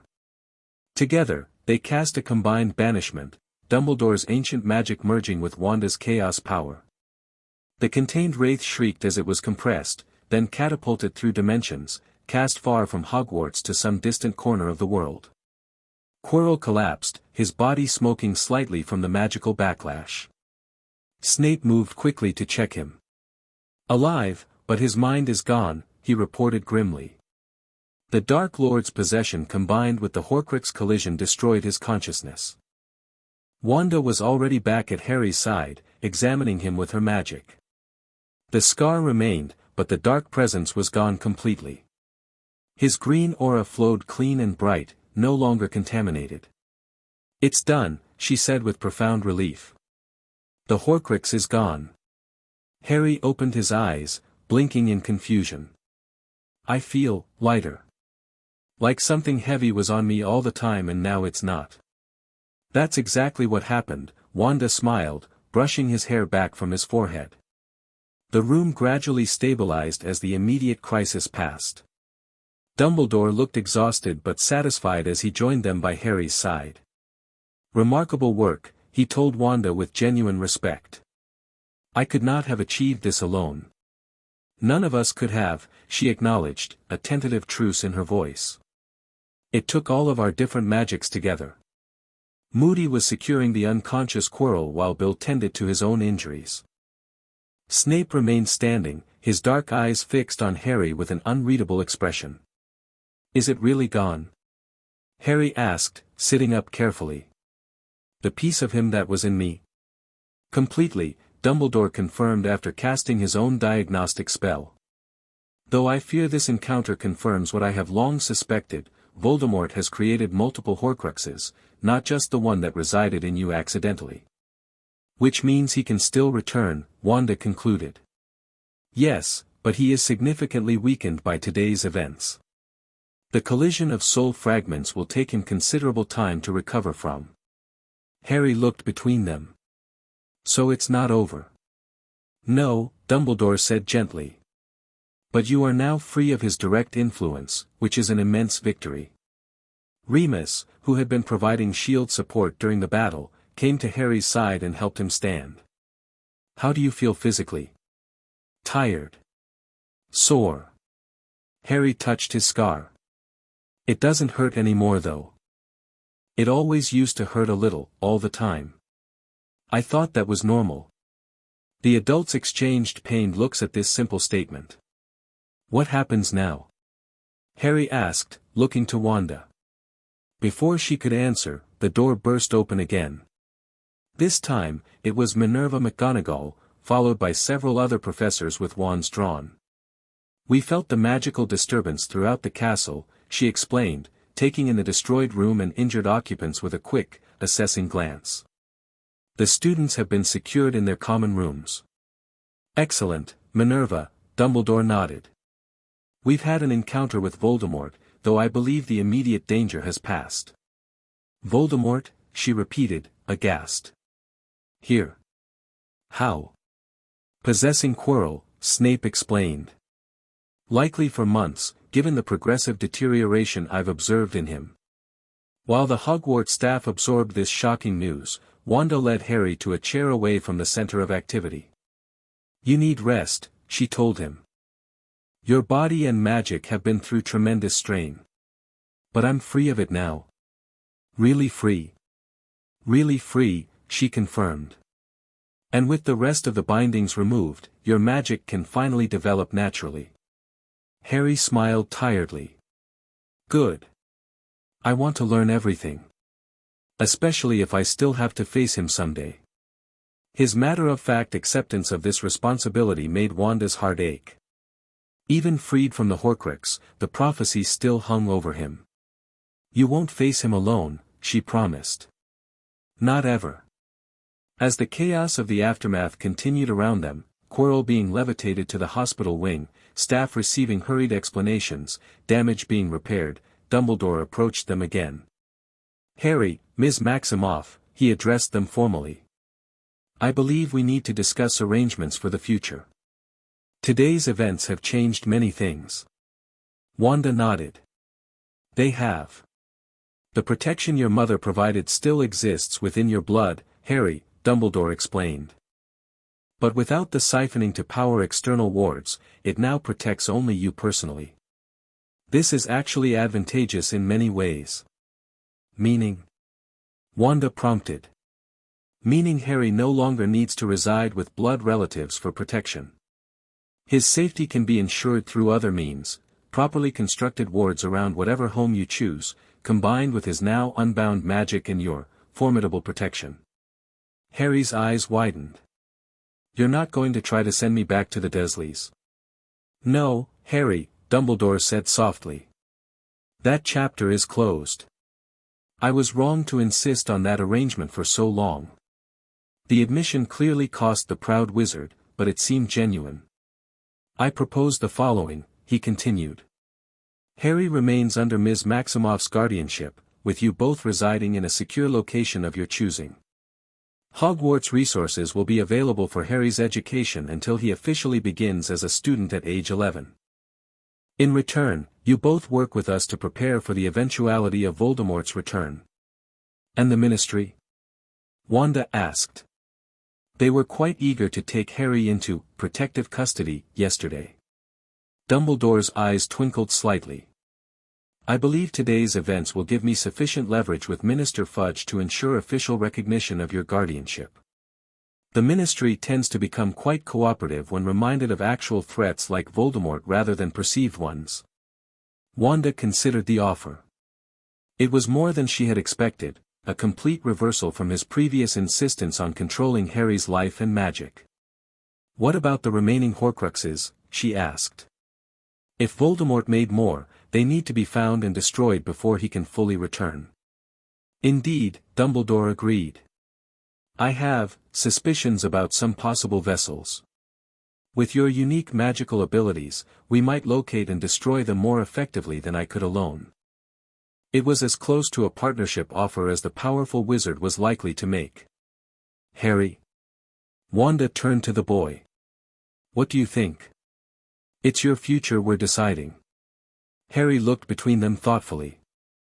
I want to stay with you, he told Wanda firmly. But I also want to learn from Professor Dumbledore and the others. And he hesitated, I want to spend more time with Ron and maybe make other friends too. A wise and balanced approach, Dumbledore nodded approvingly. You truly are your mother's son, Harry. Potter Manor, Remus suggested, joining the conversation. It's unplottable, heavily warded already, and rightfully Harry's. With some updating to the protections, it could be the perfect base. I've never seen it, Harry realized. My family's house. It's been maintained by house elves all these years, Dumbledore confirmed. It would be fitting for you to reclaim your heritage. The pieces were falling into place, a new arrangement born from crisis and forced cooperation. Not perfect, perhaps, but offering Harry both security and freedom, both protection and the opportunity to grow. We accept, Wanda decided. With regular assessment of the arrangement to ensure it's working for everyone, especially Harry. Of course, Dumbledore agreed. And complete transparency regarding the prophecy and the Horcrux hunt going forward, she added firmly.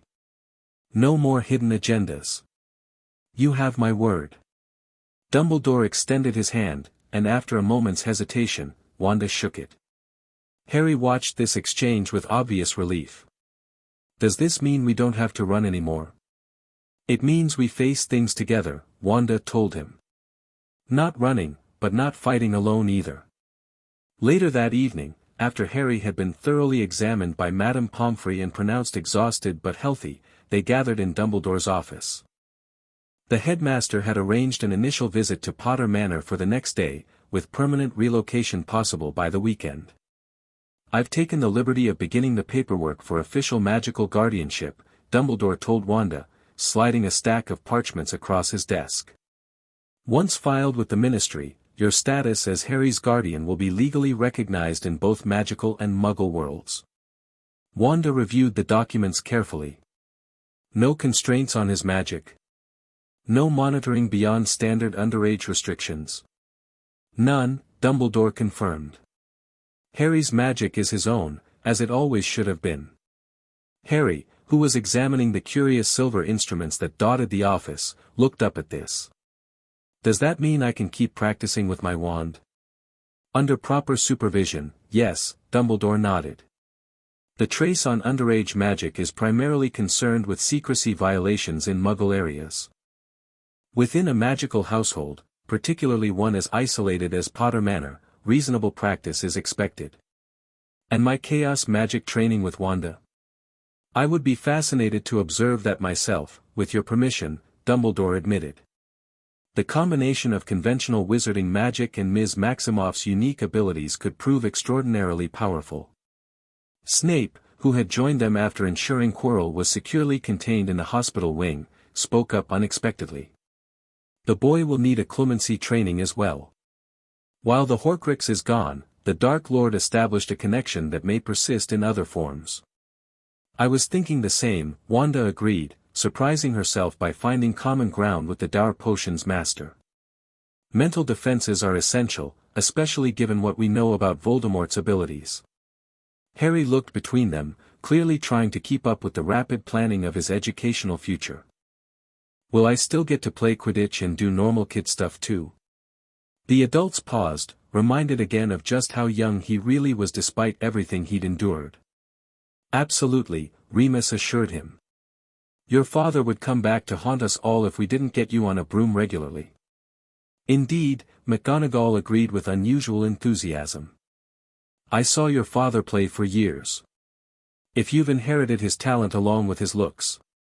And you'll have friends, Wanda promised. Ron can visit Potter Manor once it's secure. We can arrange outings, normal activities. Harry beamed, clearly thrilled by this prospect. And I'll still go to Hogwarts when I'm 11? Like my parents did. Your name has been down since birth, Dumbledore assured him with a twinkle. Nothing could prevent that. As the discussion continued, outlining a future so different from the isolated, magic-bound existence Dumbledore had originally planned for Harry, Wanda felt a sense of cautious optimism. They had removed the Horcrux, established Harry's right to his magic and heritage, and created a framework for moving forward that balanced protection with freedom. Most importantly, Harry himself looked happier and more relaxed than she'd ever seen him. The constant background pain of the Horcrux was gone, and with it, a tension he had carried so long he hadn't even recognized it. Later, as they settled into their guest quarters for one final night before visiting Potter Manor, Harry approached Wanda with a serious expression. I've been thinking about something, he said, sitting cross-legged on his bed. What's that? Wanda asked, sitting beside him. The prophecy says I have to face Voldemort eventually. That one of us has to kill the other. Yes, she acknowledged, not sugarcoating it. But it doesn't say I have to do it alone, does it? Just that I'm the only one who can finish it. Wanda smiled slowly, impressed by his insight. That's exactly right. The prophecy doesn't exclude help, support, training, or protection along the way. So we build a team, Harry said with the simple clarity of childhood. Like the Avengers you told me about from your world. Like the Avengers, Wanda agreed, touched that he remembered her stories. Dumbledore, McGonagall, Remus, maybe even Snape in his own way. Ron and his brothers. Bill the Cursebreaker. And you, Harry said firmly. Most importantly you. Most importantly me, she echoed with a smile, tucking him into bed. Wanda, he asked sleepily as she turned to leave. Do you ever miss your world? Your team? The question caught her off guard with its perceptiveness. Sometimes, she admitted. But I've found a new purpose here. A new team. I'm glad you fell through that portal thingy, Harry murmured, eyes already closing. Best accident ever. It wasn't an accident, Wanda realized suddenly, speaking the thought aloud. Not completely. Your magic called to mine across dimensions. That's why I landed precisely where and when I did, when you needed me most. But Harry was already asleep, his face peaceful in a way it never could have been while carrying a piece of Voldemort's soul. Wanda gently brushed his hair back from his forehead. The scar remained, but it was just a scar now, a mark of survival, not a parasitic connection. Whatever lay ahead, Horcrux hunting, magical training, the prophesied final confrontation, Harry would face it with his full power intact and people who truly cared for him at his side. The next morning dawned clear and bright as they prepared to visit Potter Manor for the first time. Harry could barely contain his excitement as he packed his few possessions. "Do you think there will be pictures of my parents there? Things that belong to them?" "Almost certainly," Remus assured him. "Potter Manor was your grandparents' home. When your parents went into hiding, many of their possessions were moved there for safekeeping. They gathered in Dumbledore's office for the Floo journey. The headmaster had temporarily connected his fireplace directly to Potter Manor, bypassing the normal network for security. The wards will recognize Harry as the rightful heir," he explained. "Once you arrive, have him touch the family crest above the main fireplace. That will update the manor's protections to include you all as welcome residents." Remus went first, followed by Harry, with Wanda bringing up the rear. She gave Dumbledore one last meaningful look before stepping into the green flames. "This isn't over," she reminded him. "Voldemort, the remaining Horcruxes, the prophecy, we still have much to do." "Indeed," he agreed soberly. "But today, let Harry have this moment of connection to his heritage. Tomorrow is soon enough to resume our greater work." Wanda nodded and threw down the Floo powder. "Potter Manor," she called clearly, spinning away from Hogwarts and toward Harry's ancestral home. She emerged into a grand entrance hall, where Harry stood wide-eyed, taking in the magnificent space. Magical portraits lining the walls had erupted in excited chatter at the sight of him. "The young master returns. James's boy, it must be. Look at him, Lily's eyes exactly." Remus was already guiding Harry toward a massive stone fireplace where an ornate crest was carved, a shield featuring a phoenix and a stag. "Touch it," he encouraged. "Claim your birthright." Harry reached up tentatively, placing his small hand on the stone crest. Immediately, a wave of golden light pulsed outward from the contact point, spreading throughout the manor. The magic washed over them all, warm, welcoming, recognizing. "The wards have accepted you as Master Potter," came a squeaky voice. A house elf in a neat uniform had appeared, bowing deeply. "And your guests as his family.